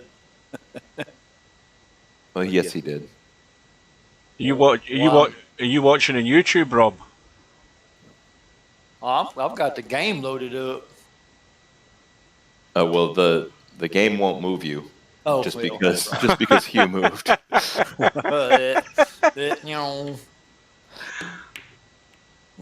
over my head, man. All right, Cobra. I guess he just banked that ball to make it, but he double kissed it. It certainly didn't look like a safety. He left Simon right in the middle of all his solids. The 8 and the 12 are tied up, and that's a problem for both players. More of a problem for Cobra because Simon's got the 4 ball down there close to it where he could break it out off of that 4 ball. Yep, and that might be what he's eyeing up, but Cobra's got the 10 ball on the bottom rail he could use to break it out. Not just any angle will work on the 4 to get the break out there, so he's got to... Yeah, he really wants to get the right angle from the 5 to the 4 for this breakout. And he did not do it. That's not it. However, he can't. He can't do it he could have done it from the 6 if he had not been hampered over the 15. He could have spun it off of that 6 or. Yeah, so now he's definitely got to stop pocketing balls. Well, I say definitely. Maybe he's got something fancy in mind, but no, he can roll seems down like seems like this kind of thing doesn't work out very often. He needed to be straighter in where he could possibly draw back to it. He got too much angle. Yeah, he's probably looking at a cross corner bank on the 8 already, but in order to beat the double kiss, he needs to leave himself pretty thin. He needs to leave the cue ball close to where the 6 is now in order to be able to beat that kiss while banking the 8. Right. And I'm not sure what this was, but it's not going to get him anywhere he's close to where he might have wanted to be. He got a terrible shot here. It's not good. Terrible position. Yeah, unless he can just baby it into that bottom rail and stick it on the 8. He's going to try to double kiss it into that pocket. No, he called that pocket, but he's not playing it at all. He's leaving the 8 in front of the 12. That's probably the best he could do, Oh, really. absolutely. Yeah. That's what I said. He can either baby it and freeze the cue ball on the 8 behind the 8 and 12, or put the 8 ball back on the 12. That's really his only two options. Yeah. He called a pocket only because the game won't allow you not to call a pocket on the 8.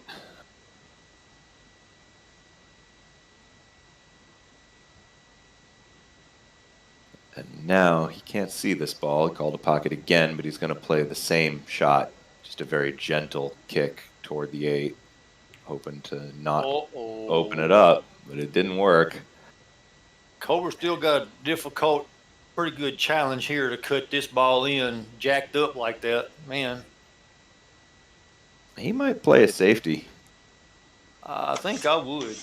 I think I would. Might leave him a shot at the 8, but it wouldn't be a good one. And he's got a chance if he banks he could bank the 10 in between the cue ball and the 8. However, he went for it all out. Get fortunate. Let's see if he got fortunate. Oh, I think he did. I think he did. He can hit the 8, but he can't hit enough of it to cut it. Yep, I agree. I've done the view on the game so I could move behind the cue ball, and he does not have enough room to get between the 12 and the 8. Yeah. He can hit it dead. He can hit it dead straight on. That's all he can do. And so he could play a 3-rail bank. Yeah, that's open. With the 12 no longer tied up with the 8, I don't see a lot of safety options that I would like. No. And there's no, unless he could just get really, really lucky and skin it and pull it cross bank and put it over there on the 10 on the bottom rail without scratching. He called that same pocket, trying to bank it twice. Oh my gosh, he got close. Boy, he was really he struck it really well. It just didn't have quite enough pull on it. And he had to hit it that speed to keep the cue ball from scratching. If he hits it any softer, it probably skids right off it and scratches right in. Yeah, and he couldn't hit it any thicker than that and still avoid the double kiss, which would have made everything quite unpredictable. Looks like Cobra's going to get on the heel first. His position play is second to none with an open table like this. I agree. I'd be more than surprised if something happens that Cobra doesn't get out. Yeah, no, he'll just leave himself an angle on the 14 to stun right in between the 8 and 10. All he got to do is make the ball, let it drift down. He ain't even got to stun. All he got to do is make the ball. Oh, I don't agree. If he follows, he'll get on the wrong side of the 10. He's got a stun, but he never gets it wrong. So, right. Yep.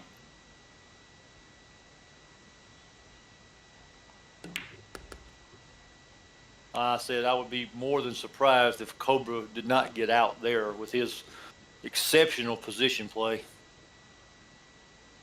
With an open table, he hardly ever misses position. When all Cobra's got to do is move the cue ball, you might as well just lean back in your chair and watch and take your hand off your mouse and everything. Yep. What I'm used to in the challenge rooms against him. Been watching Cobra and been around Cobra for a lot of years with this game. He has been like that for quite some time. And I don't know whether it correlates or not. I'd love to see him play on a real table, just to see if it correlates. He says he used to when he was younger. But yeah, it'd be interesting to see some of these players who are at the top of virtual pool play real pool. I'm not at the top of either, so I just like playing.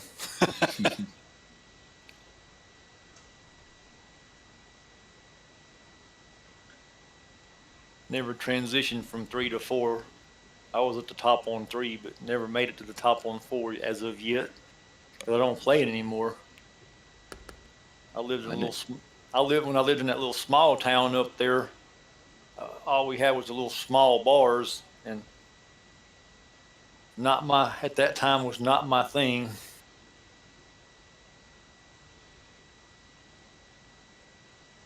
So I didn't have very many opportunities. I played a lot more of this then than I do now. I hardly ever play virtual pool anymore. So how long a drive is it from your area to the New Orleans area then? From where I'm at, like I said, I'm about as far north. I can drive Interstate 49. We can probably make it in probably roughly 4 hours. So not something you're going to do for, a night out at the pool hall. Oh no. Well, there's plenty of pool halls where I live.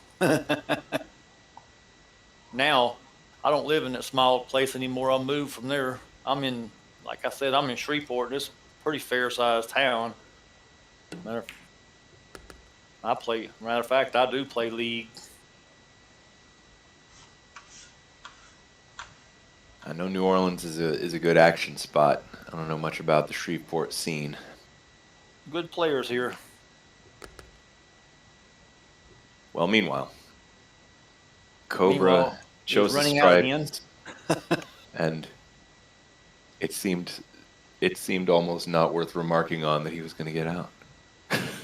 I mean, while I was here running my mouth, Cobra was running out.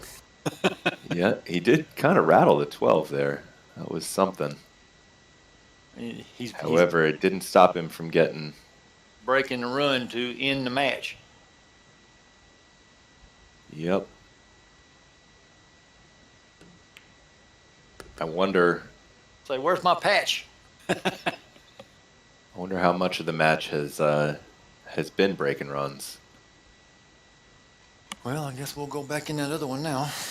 Seeing Suppose how we will. Since we're done with that, let's see. Ooh, Lord, now it's 8-5. Strokem to Eddie. So, wow, Strokem got on a roll. And Strokem is at the table as well. On a run. Well, he's on a run. He's got a tricky cut. Yeah, either way. 10. Cue-ball kind of wanted to tangle with the 2 there, but he managed to just stun it to keep it from getting itself in trouble. My mom came in and asked me, was it the computer that was talking? I said, no, it's me.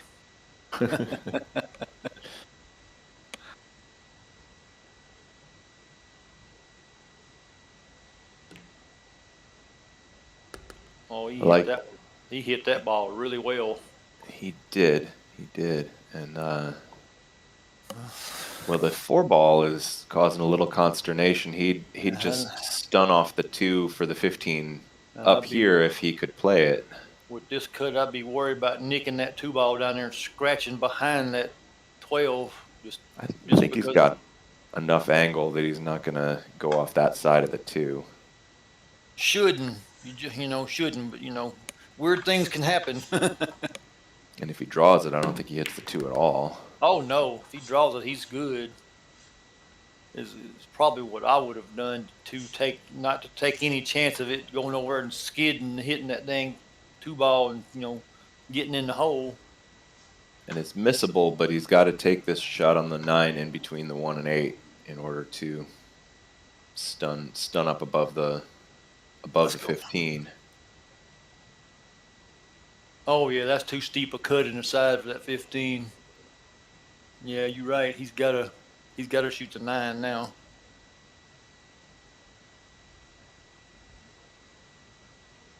Yeah, he was operating the camera on his end. You can always operate the camera on your end and move it around to get you a better look at it.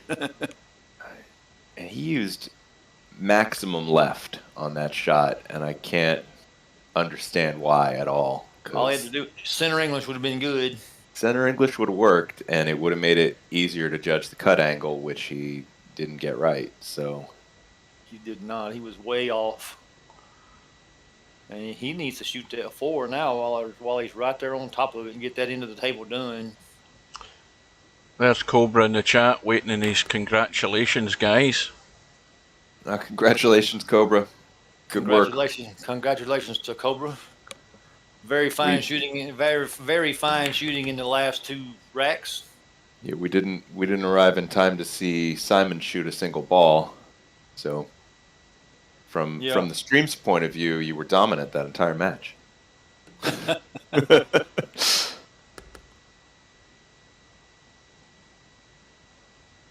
Somehow I feel like that wasn't the story of the entire match. And congrats to Simon for shooting very well against a very accomplished opponent. No one expected you to do that well, and they'll attest to, I said, don't never count you out.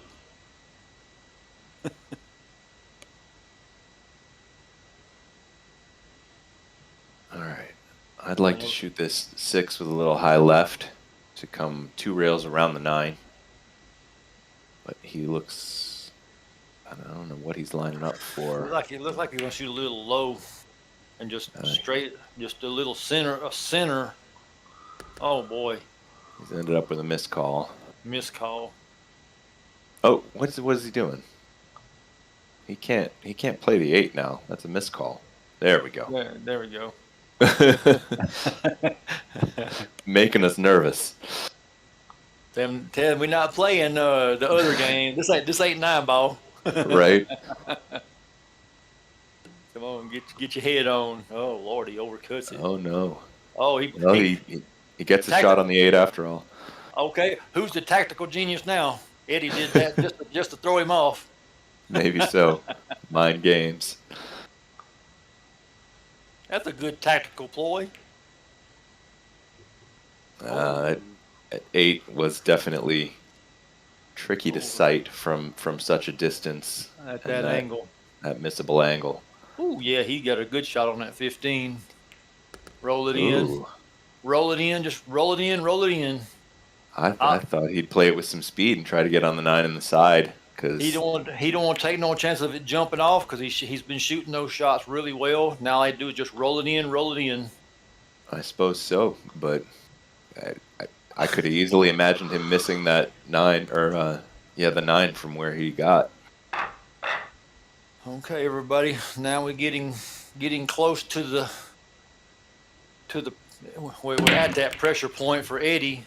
He's got to step up, or his match is going to be over before he's ready for it to be. 4 games down. Mr. Strokem 1 to the heel. All right, the 5 and 13 are a clear issue, but there is a breakout available right now from the 6. If it were me, I think I'd take it. Little small cluster of the 2 to 10, the 2 to 8, and looks like the 11. Yeah, but from with where the 4 ball is. Oh no! Oh, that's. Oh no! Beautiful shot. Beautiful shot. Yeah, but he hit it. He hit it with maximum. He hit it with maximum draw, and he really didn't need to. He caught the other ball, and it just changed the trajectory of the ball when he hit it that hard, and he caught that other ball, went straight to the pocket. Sure, but with just less backspin than even if he gets that perfectly unlucky angle, he's not gonna end up meeting any disasters. Like that. That was disastrous. Man, that ball there rattled. Well, now that Eddie's at the table, he's got an additional problem. The 1 wasn't a problem for Strokem, but the 14 is because of the 1 for Eddie. So he's got to be plotting a course to that. Maybe a little he gonna get it a little right inside now, off 12. If you use too much inside, you can just go around these balls. Like that. Or not enough inside, you can go around the other side of them. Ooh, and he got bad too. His position is not good. He's in no man's land. He Well, got the 9. if he plays the 9 in the corner, the breakout is available again. Yeah, I say he's in no man's land under pressure like he's under right now, being down 4 games. That is a difficult shot to cut across like that on this 10-foot table. Yeah, it looks like he's trying to cut the 11 instead. Did not work out very well. On the 9-foot table, he would have probably taken that 9 in the corner up there. But being unsure, another foot of table, not having that natural feel for the distance of the table like they're used to shooting on, he chose not to take it.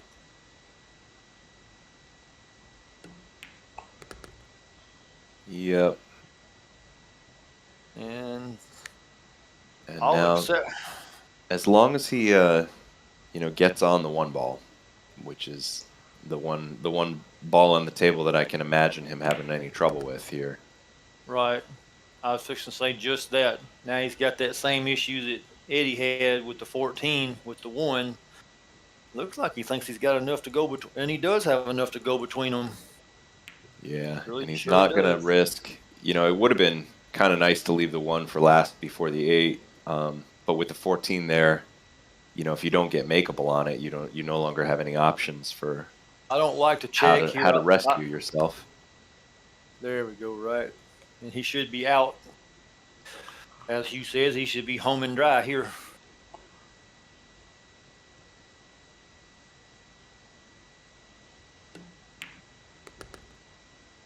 Yeah, that was nicely judged on that one. He got perfect on the 8. Now you got to do a shoot and stop on the 8. That's how you want it. Yep. Now Mr. Strokem gets to the hill. He's on the hill, and now he's got to really got the pressure on his opponent. He needs 1 game, his opponent needs 5. Now Eddie's going to be, seriously on the struggle. Let's see what we got down there. The 1 and the 14 are tied up. It looks like the only problem I can see. Everything else goes. Yeah, and the 14-1 combo is just aimed out at the pocket point. If it was a little straighter, I think he might play it right now. I believe I would. Yeah, even a little off angle, it's probably your best chance to solve that cluster would be to play it now while the table's open. It doesn't look like he wants that. He declines to do that. He does choose the solids, which yeah. He may choose to go down there off of the 5 and come into it from the he gets the proper angle on the 5, go over there and knock that 1 out. Yeah, the only reason I can really imagine, he just called the 1. Why wouldn't he have played it on the previous shot? Oh, it did go. Wow. It did go. Wow. We couldn't even. Both the commentators' eyes missed that. Well, it's a little bewildering that he wouldn't have played it, when he could play it as a 2-ball combo from close to it instead of having to play it as a much trickier 3-ball combo. In this rule format, he could have hit the stripe and knocked a solid in and still just kept on going. Yeah, the table was open, so. Table's open. He can shoot any way he wanted. Shot. Maybe being unfamiliar with the rules, they're not aware of that. Oh, that's a possibility. I think every version of 8-ball I've played, that's a legal shot when the table's open. Mm-hmm. For sure, in this 8-ball format, I know that it is. And now in bar rules, I'd have to go back and look at it. I don't believe in just standard bar rules because standard bar rules are Well, it's They make usually so little sense. and it usually goes per facility too. Yeah. How they do their 8-ball, matches when they play in a tournament or whatever. That was pretty. Yeah. Shot was good. Got a little bit of mess up there on that 7, whatever the Yeah. stripe is. The 13. Yeah, he Tied him up. on that. I think he created that cluster on that He did. 3-ball combo, He did. and then he just shot. He tried to fix it with a combo and managed to tie the 7 up with another ball. Boy, he almost had a disastrous shot right there. And still didn't leave himself a very good position. Well, he's got. Yep. I was trying to describe that spot that he had available, but the one where he did leave the cue ball doesn't leave Strokem a view at either of his balls. So now that's the thinking shot right there. That's what people should do more often is think before you, like Hugh says, pay attention to where you're at and think before you just jump up there and hit it. yeah, especially since with the 12 ball where it was, that was a stop shot, and he could basically guarantee leaving himself in the right place every time. Now let's see what he can do. Go down and look. I'm gonna go down here and look at that. Nope, he's gonna have to. I take that back. He can make that ball on the side right now, with ball in hand, and he is gonna try to. That is exactly what he's gonna try to do.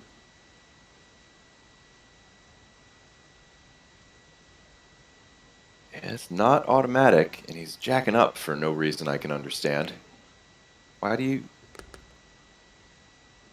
I don't know why he decided he wanted to be here on the end rail instead of somewhere else. I guess he's still on the 15, and he was hoping to leave it awkward on the 7 if he happened to miss that ball. I guess that's why he did that. That would be my best guess. Who knows what was going through his mind? I'm with you on that. Who knows what's going through a player's mind when they shoot a certain way that you wouldn't do it. I'd have just followed forward a little bit. Yeah. That's Like me too, because he would have been in the middle of everything. That's what he looked like he was started out to do, and then he changed his mind for whatever reason. My rule of thumb, never second guess. Always go with your initial thought, because if you second guess, you're most times going to miss. I second guess sometimes. I'm happy to reconsider if I realize, you gotta listen to your spidey sense sometimes tingling in the back of your mind, telling you that, wait a minute, this may not be the right shot. Sometimes you got to stand back up and think about it. The real disaster is when you start to second guess when you're down in your stance and you shoot anyway. Right. That's when it goes real bad. Well, this is not good here because he left his opponent a shot. The shoot was, I believe I shoot that ball with some low right draw and just draw it down the table. Instead of trying to force it up around the rails like that. That's a lot of, well, of course, if you don't make the ball. And look. Strokem, he had to put some speed and some outside English on that to try to get position, and kind of butchered the pot in the process. He did that. and left the stripes sitting real pretty. Oh, he didn't hit it hard enough. Look at this. Are you kidding? Well, he did get he made it. Oh, my God. He certainly flirted with not making that ball. Talk about a nail biter. I guarantee you Eddie was over cussing. Well, now good God. Now he's got to do it again. Well, on the one hand, that's true. But on the other hand, he's going to follow it. And if he misses this ball, Strokem's not going to probably be real happy with his shot. Exactly. He made the 8 anyway. Pocket speed. And he followed over to where Strokem didn't have access to the 2-ball on the rail to leave him behind the 7, and so safeties would have been next to impossible to achieve there if the 8 had rattled. Did we have a dry break? Yes, we did. No, 15 ball went in. Oh, there it is. It lit up. I said it just a second before it went out.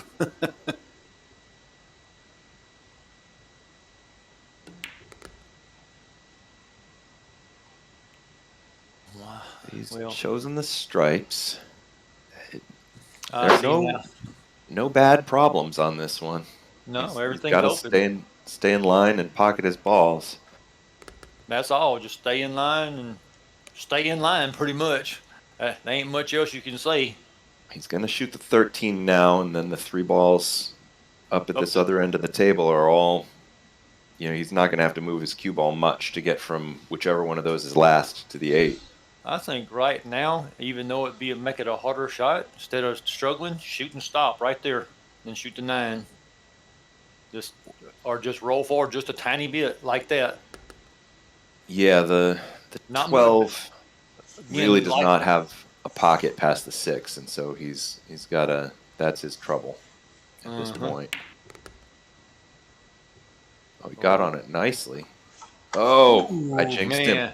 I announced it too soon. Commentator's curse. I thought he was going to hit the 4 fuller and be on the 12, but that didn't happen. If you're listening, Huey gave him the commentator's curse. He called it too soon. He stroked it well and went to the right spot. It just got that bad tip and went behind the 4 instead of knocking it out of the way. And it's probably kind of what he had in the mind was to knock it out of the way. The 11 in the side was tough because he was against the rail and he didn't really have the option of using side spin to move his cue ball around for the 12, and so he used power instead, and that's always going to make it tougher. Anytime you hit it, the harder you hit it, the smaller the pocket gets.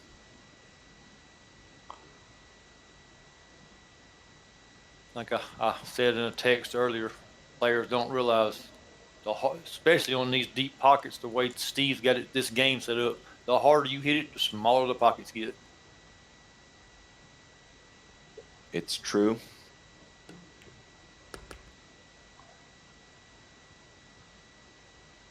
And we have a couple of facilities here where I live that have 9-foot tables, but I hardly ever play on them. I do. Because all our league stuff is on, bar tables. I've done a little bar table playing in my life, but the vast majority of my pool experience is on 9-footers.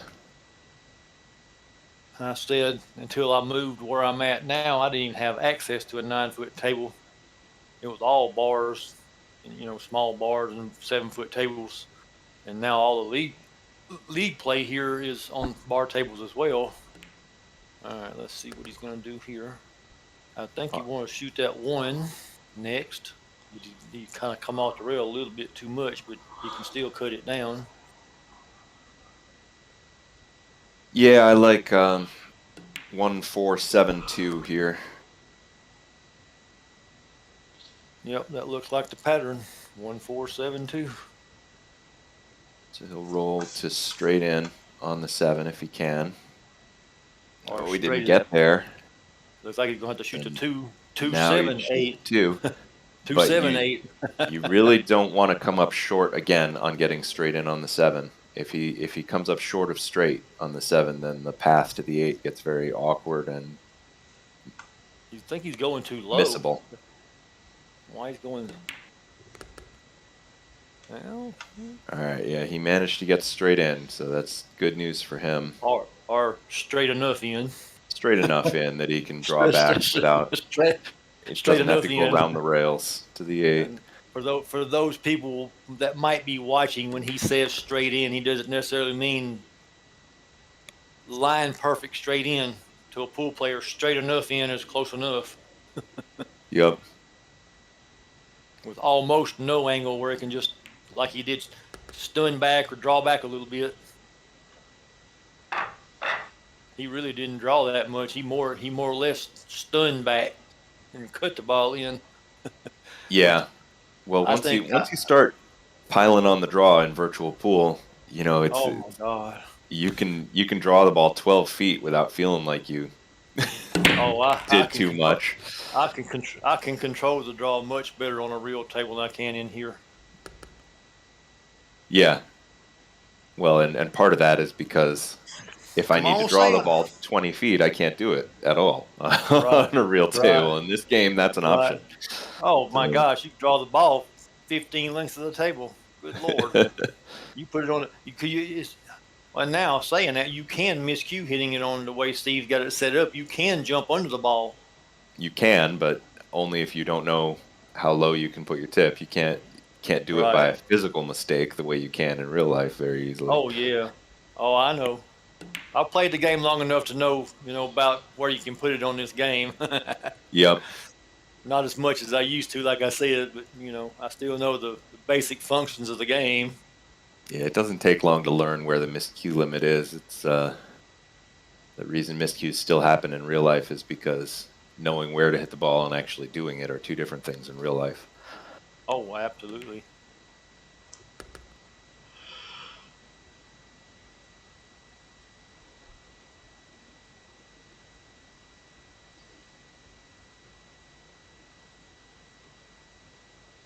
See what we got here. 9 to the 10 to the whatever that is in the top corner. Or The possibly 12, I think, well, I is take what the you mean. 9, 10, 14, 12. I can't see the stripe because all I can see is the white. Well, he's got a bad angle on it now, so he may have to go 9, 10, 12, 14. I Got a think little, he can. I think he can still be on the 14 after this ball, and he is. yeah, but he's got to spin it with a little, stun it up to the top rail and bend it back 12, from 15, go. 14 is what he's looking at, and that's I Oh, think the better route from where he is now, right. because if he rolls forward to straight in on the 15, then he can just stop on the 15 and 14 for a perfect shot on the 8 and the side. And he did get straight in. He can't exactly stop it from there against the rail unless he wants to brave jacking up and hitting a stun shot from only a quarter of a ball width off the rail. Now, if he doesn't try to just super power the ball and just hit it on top and just roll it and let the cue ball roll, the table does have plenty of rolling speed. Don't try to power top, with top. It'll rattle. Just shoot it in with running speed. Now here he goes. He and he Yeah, now he was I able think to. He wanted to stop, but he drew it instead. he did, and now he got, a little bit of the opposite angle that he would have gotten by slow rolling it in, like you were suggesting. And from here, he might as well have slow rolled this ball. He'd be just as good on it if he slow rolled the previous one, And and he, he he would have may, been. and he very well may slow roll this one just to shoot the 8 in the top corner up there. Just ease the 14 in, come off the rail, and then turn around, shoot the 8 in the other corner, adjacent to this one.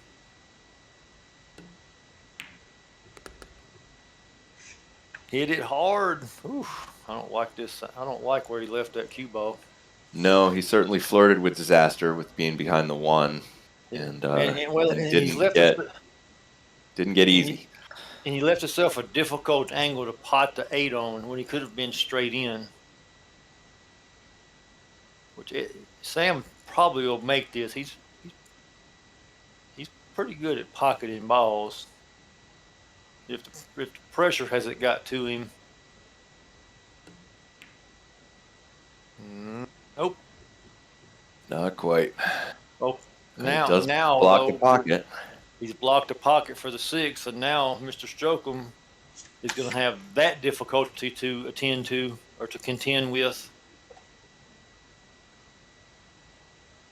And he knows he can't leave. He can't make a mistake because the 8 is.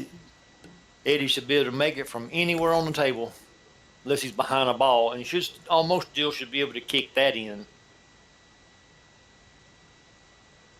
As long as he's not froze to a rail and to a ball. Now, what did he do here? Did he try not? Did he try not to make that ball? It's possible. It kind of looked the way like he maybe. Yeah, oops. He says, Oopsie. "Oops." He didn't want to make that. It didn't look He like did, he tried to get position on anything. he Now, didn't want to know. That's what he why he said can oops. do, what he can do maybe is hit the 3 full and try to follow to the behind the 6. It's Exactly. touchy because there's room. If he freezes this to the end rail, then the 8 ball is in the open, so he needs to bounce off the rail by That's what just the he's right going to do. amount. And he He got it got too. there. Well, I don't know. Let's see. I don't know where he's at. I can't really tell from the stream view. Oh yeah, he's got it. Sam will probably kick that. He's gonna kick. I think I would go to the short rail and get it 2 rails to assure of not scratching. I would not go past that 1. I'd rather come past the 6 on the other side. Yeah, I agree. There's enough room between the 6 and the rail. Oh, absolutely. And just hit it table pocket speed. Just now he's looking. Now he's looking at it. Yeah, and he'll have to be unlucky to follow it in because it's sitting in the middle of the opening where He should be really going to shoot this 2 rails coming off the end rail and kicking it in. That there way there's no way to scratch. Yeah. Like this. Perfect. Yep. 2 rails and there's no way to scratch because it skids off and goes, up the side rail. Yep. Well judged on that one. I'm glad he turned around and looked at that instead of trying to kick it that long rail. Mark says you guys giving him clues. Maybe he might be watching the stream and hearing us.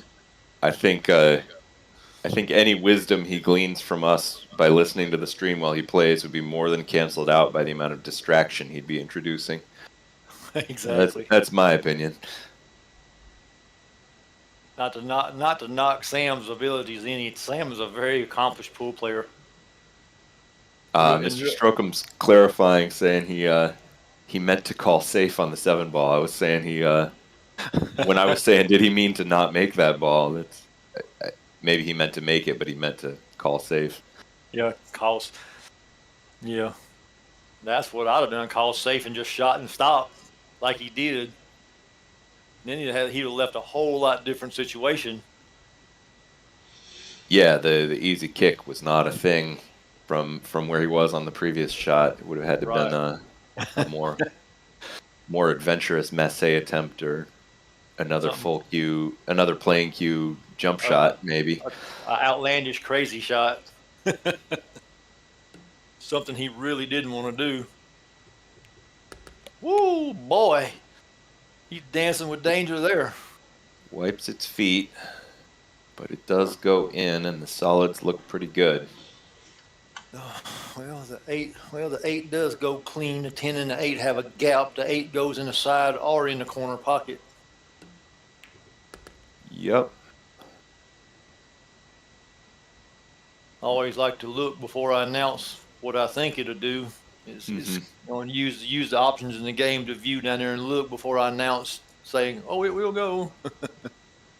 Now from this angle on the 2, I might try to go 2, 5, 4, 7, 8 because he did not get on the 7. And he's left a weird angle on the 5. Yeah, I think he meant to get straight in on the 5 in order to go that pattern. Just stop, straight in, just stop, and then shoot the 4. Right. But now he's going to have to stun past the 4 for the same pocket, I think, from this angle. Possibly. Looks like the right thing to do. Oh, he's going check. Checking it up, and he's hit it too hard. Yep. But he can still cut it in. He's still got, enough cut angle to make it. I don't think I'd shoot 7 first because it's too much traffic. Yeah, you can go 2 rails here. Well, See, he tried to force it. See, with the force, when you try to force, that's what usually happens. What I mentioned earlier, the harder you hit it, the smaller the pocket becomes. And now the 9 ball might be Fast Eddie's issue. But if he starts with the 12, which is what he's starting with, and that opens up the pocket right away, which gives him a maximal amount of time to play position on the 9. It's kind of like a drill here. Yeah, I'm a little skeptical of that. On this big table like this, I'm kind of skeptical. And he should make it, but I'm a little skeptical because he's under pressure. He might not make it as well as he normally would. But if he makes it and comes across and shoots the 14 next, then he can, from there, I think he needs to play the 11 after that, because if he leaves it sitting there for too long, he'll find himself never getting a good shot on it. right, he's got to get between them. He's doing that now. The 11. And then he's pretty straight on the 11, so I think he'll want to use the 10 to get over there for the 9 and then the 15. So I think 11, 10, 9 is the pattern to play for here. Oh, now he's going draw. Why would he go draw? Just to get straight enough on the 10, and he didn't actually. He didn't get straight enough to avoid going towards the 8 if he follows forward here. Well, I don't like this. But if he drew back another diamond, then he could have slow rolled the 10 in. Because he just might rolled sort of near the 7. Right, knowing Sam as I do, I think he might line it up and then drop down to draw and try to draw it. Draw it to the rail and back. Draw it to the rail and back over. Yep. And he usually shoots that shot pretty well, but he didn't execute it. He didn't execute it as good as he would have liked to. He got a good line, but in trying to make sure he didn't draw it too much, I think he ended up without getting enough distance on the rollout. Okay, he hit. However, now I think he's perfect now. Yeah, he made a good shot on the 9. I feel like he's shooting better and better at this point in the match. He's taking his time. He's using all of his time and thinking about what he needs to do and how he needs, the speed and everything. So now he's getting his stroke where it should be, or should have been early in the match. Because he knows he can't make a mistake. The man's on the hill.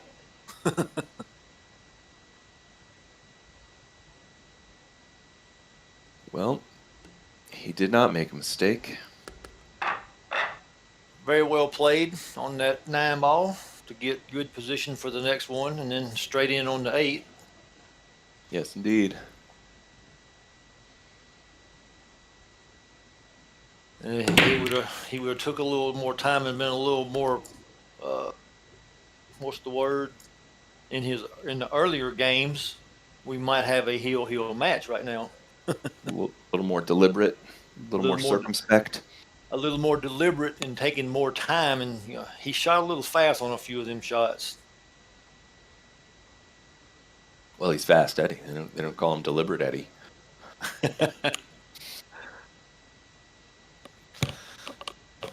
Maybe it's because he liked the movie. If you look at his picture, does Paul Newman in the corner give you that clue? Now, he's played a safety with an open table. That's a bit of a rarity right there, but he did it pretty well. He came out pretty good. Pretty well. Because his opponent doesn't really have a good shot to start with. And you're going to give it right back to him, too. Yep. Now,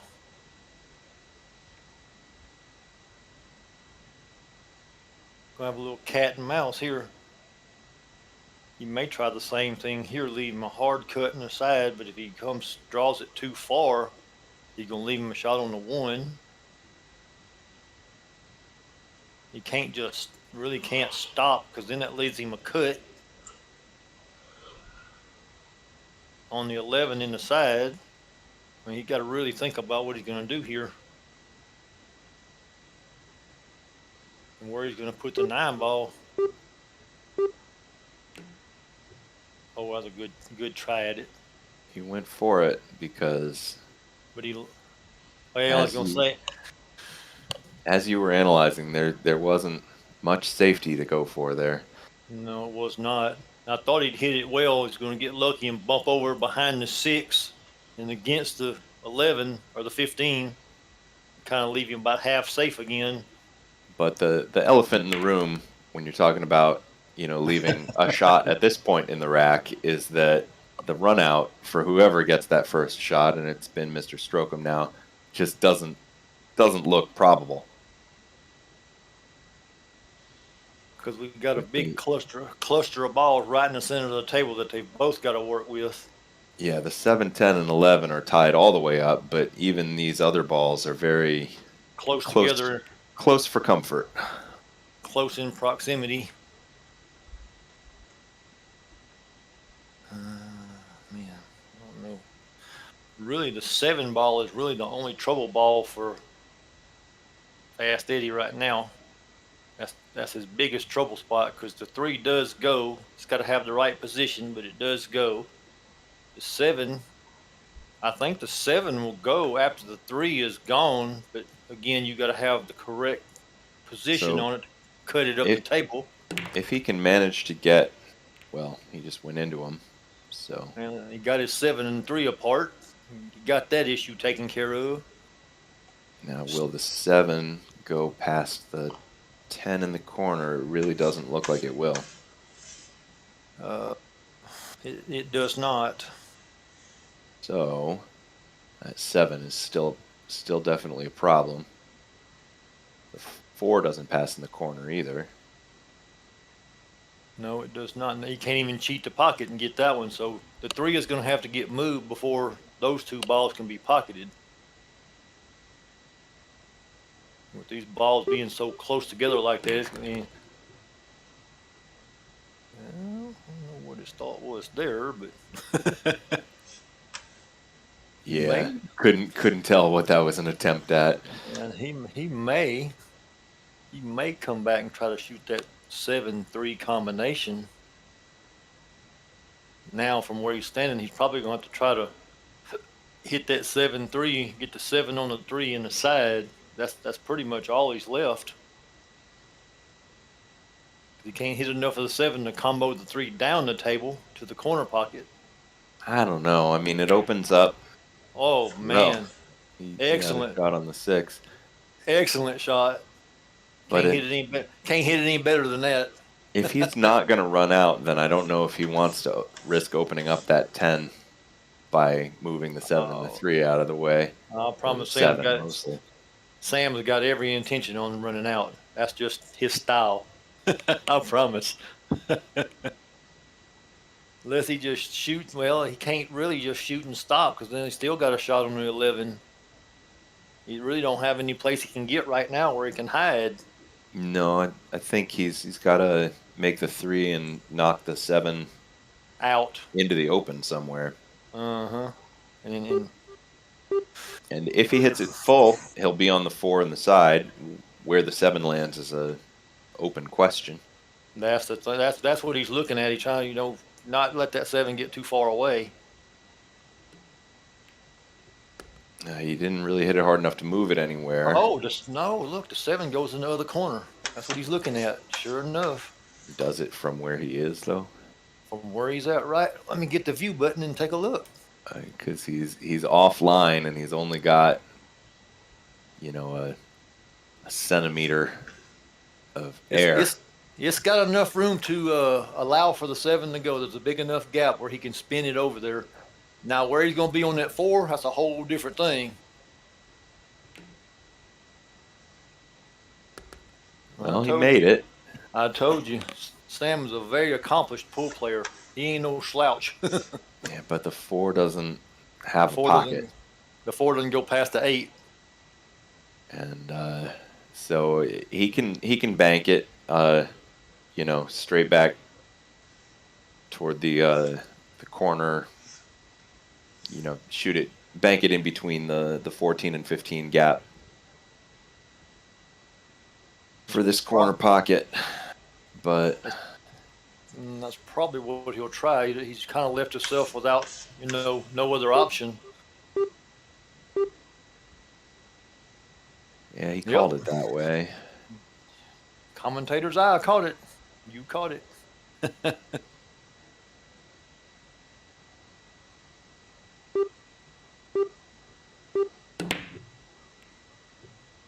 Oh man, he's gonna be so. He was close. Got it off the table. It is off the table. I'm not sure that's an advantage. Well, right now, being all he has left is the 8. That's an advantage. Now he doesn't have to worry about where it lands from whatever his opponent does. Oh Oh, man, the Mr. pre- Strokem. the pressure got him. The pressure of where he's at made him miss that shot because he's so worried about letting his opponent get on the hill. He's been on the hill for the last 5 games. Well, I was going to say it might have been more of an advantage for Eddie if that ball was hanging in a pocket, blocking it somewhere. But maybe Mr. Strokem was imagining it there, blocking that pocket so vividly. And I believe the pressure, man. Some people handle pressure a lot better. Obviously, right now, Eddie is handling the pressure better because he's on a 5-game run. Yep, he is on a streak. But Mr. Strokem is at the table with the 2 balls down off the break. Is it? I didn't even remember. Is it alternate break? It is alternate break. Okay, that's why it went to him. Uh-huh. And he's left himself a thin cut on that 13, and that is all. Unless he thinks a 14 is, I would not do that. 14 doesn't go. And I Whether whether he plays it off the rail or not, it's not going to go in. I'm thinking he was looking at maybe he get lucky and the cue ball roll down there with it and knock it in after. Maybe. Could have been I something he had in mind. I would not have tried that myself because it's a stupid shot. Yeah, it's not going to work much. I mean, I'm like you. I'm harsh. That is a stupid shot. It's just a crapshoot shot. The odds of it going is very, very slim. And at this level, you should never shoot a shot like that. It's just nice. Just gets a rail with a 13 at the end of that shot. Very well played. Very well thought out. Because now he leaves his opponent. He can hit one of his balls. But I don't think there's a ball he can actually. The 14. It's a thin cut and it's half a pocket. The 12 would cut in the side too. It was thin, but it would go. Now, the difference in what Mr. Strokem shot and what Eddie has now, the 2 will go. The 2 definitely goes. And he can knock the 4. He can, the and 5 he knocks. doesn't. What he can look at here is shooting it off of the 14, knocking the 14 away from the pocket. Well, he doesn't. He Doesn't could. need to. He doesn't really need to. No, he doesn't need to do. It's the other. If he could shoot the 7 off the 13 and knock that away from the pocket, that would be where the real value would lie there. Absolutely. So he misses the 14 all the way around, which I'm like you. I feel like that was the correct thing to do. Maybe if it was maybe the last couple of 2 or 3 balls, I might would go off of it and knock that 14 a little away from the pocket. I mean, it's because the 8 has plenty of room to go. Right. Then and I wouldn't have bothered doing that. And again, you're right because that makes that corner pocket twice as big, helping the 8 go in if he gets that far. Let's see what he's going to do here. So now he's got to come back. He's got to come. Still got the 5 to solve.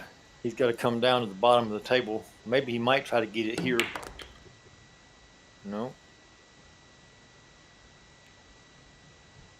Yeah, the 7 goes. He can also cut the 6 backwards, but he don't want to do that.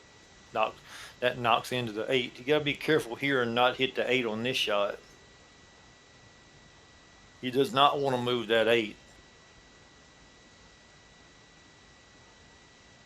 No, I suppose not.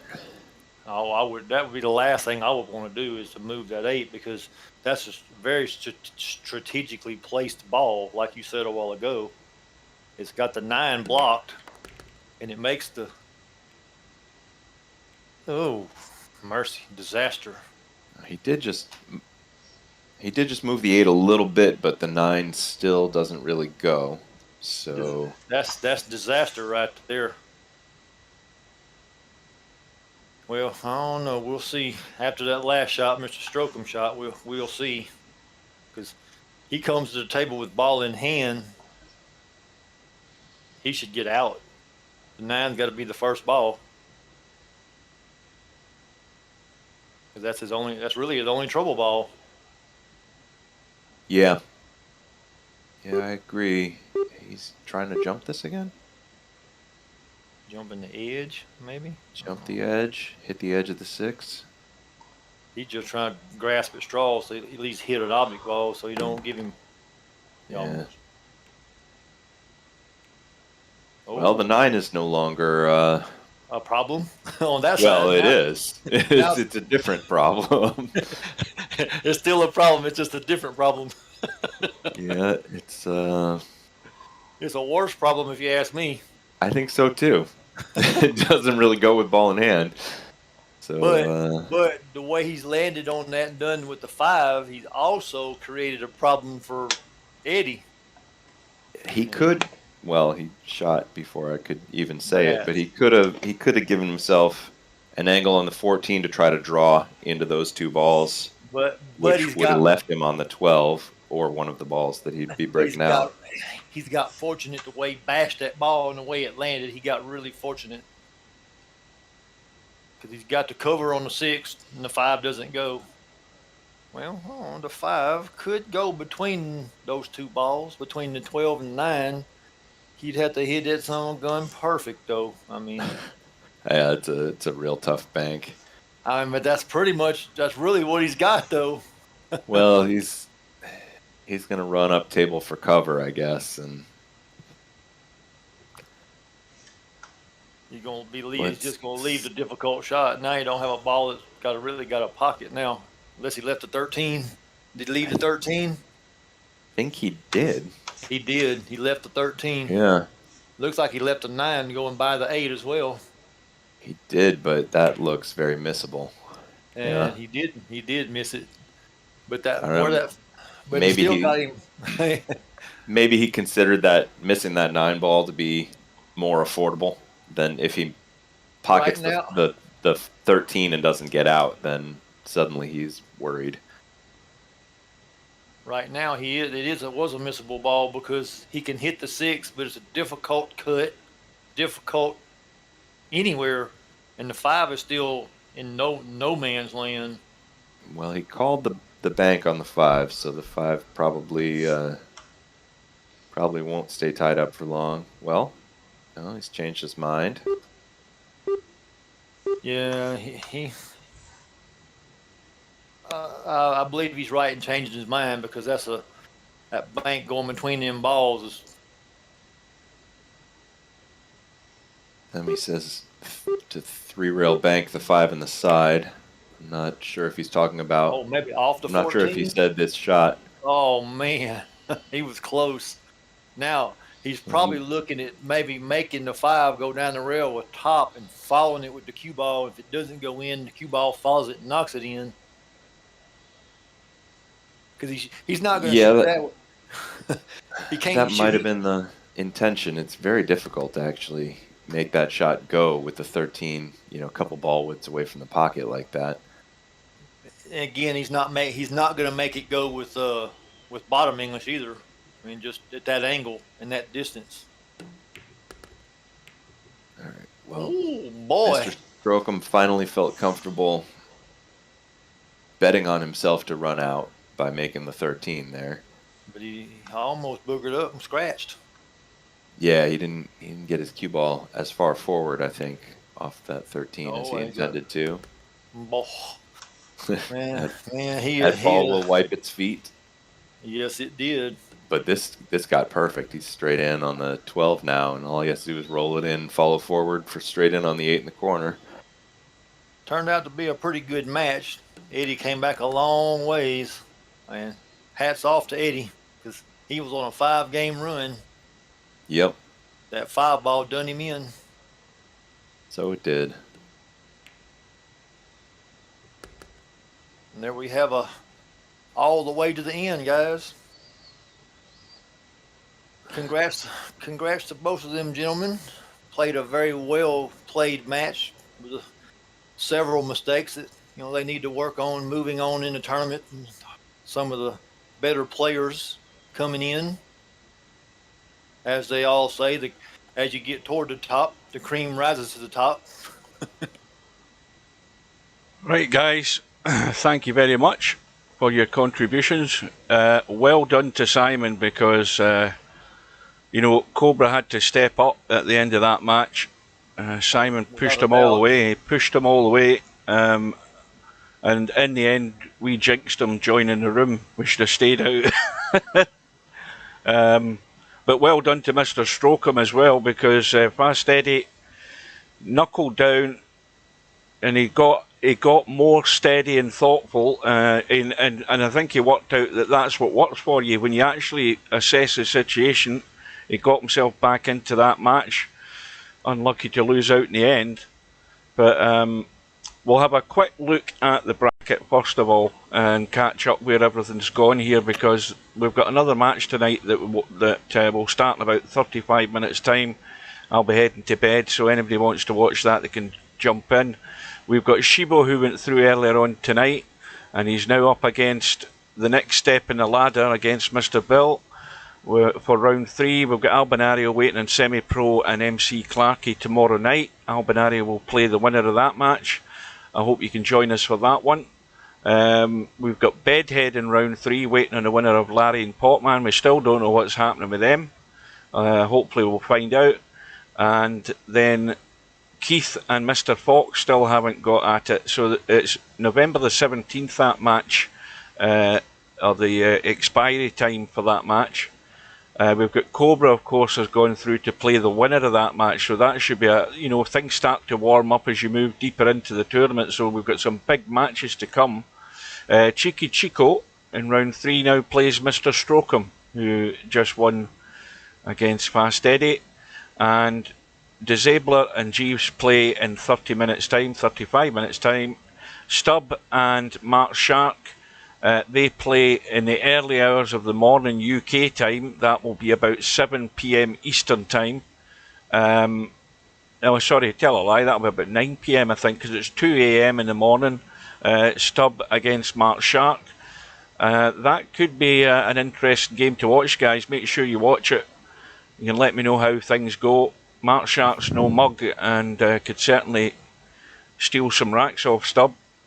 Woody is in round 3 waiting on the winner of Sergresh and Pater Invictus, and Hazad is now going to play John Boo. And there's nothing happening on the one-loss side at the moment. There's nothing I think we need to... Oh, there's a match. Mooncake and Spectre Dawn. They're going to play in a good few days' time because this is only, the 14th? And they've got a week before their match, so that'll be next Sunday night at 7:30. I'll be there for that one as well, and I think that is about it on the bracket. So thank you to Rob, thank you to Hairpig, and he's gone too. Oh, is Hairpig jumped out? Is he bailed? I think so. I think he get bored already. Well, anyway, thanks, Rob, and well, anytime anybody wants to join in, just let me know, and I'll add you. And what time did you say that? What time did you say that was? Tomorrow evening? The Stubb match? No, the one that's going to play tomorrow evening. The one that's... what was the one I mentioned there? I've forgotten again. Semi-Pro and MC Clarkey there tomorrow night at 7:35 GMT. So that will be 1:35 your time. 1:35. I'll be here. Yeah, and I think that is about it. Yeah, I don't think there's anything else tomorrow. There's just a match tonight, and of course the match in the early hours of tomorrow with Stubb, with Mark Sharp. I'm sure there'll be a few people in watching that one, hoping to stir things up, no doubt. and see whether Stubb gets fired up. But with that, guys, thanks for watching. Thanks for your company, Rob. Thank you to Yes. Hairpig as well. I'll bid you all good night and take care. Stay safe, and we will see you again soon. And you too, Rob. Yes, sir.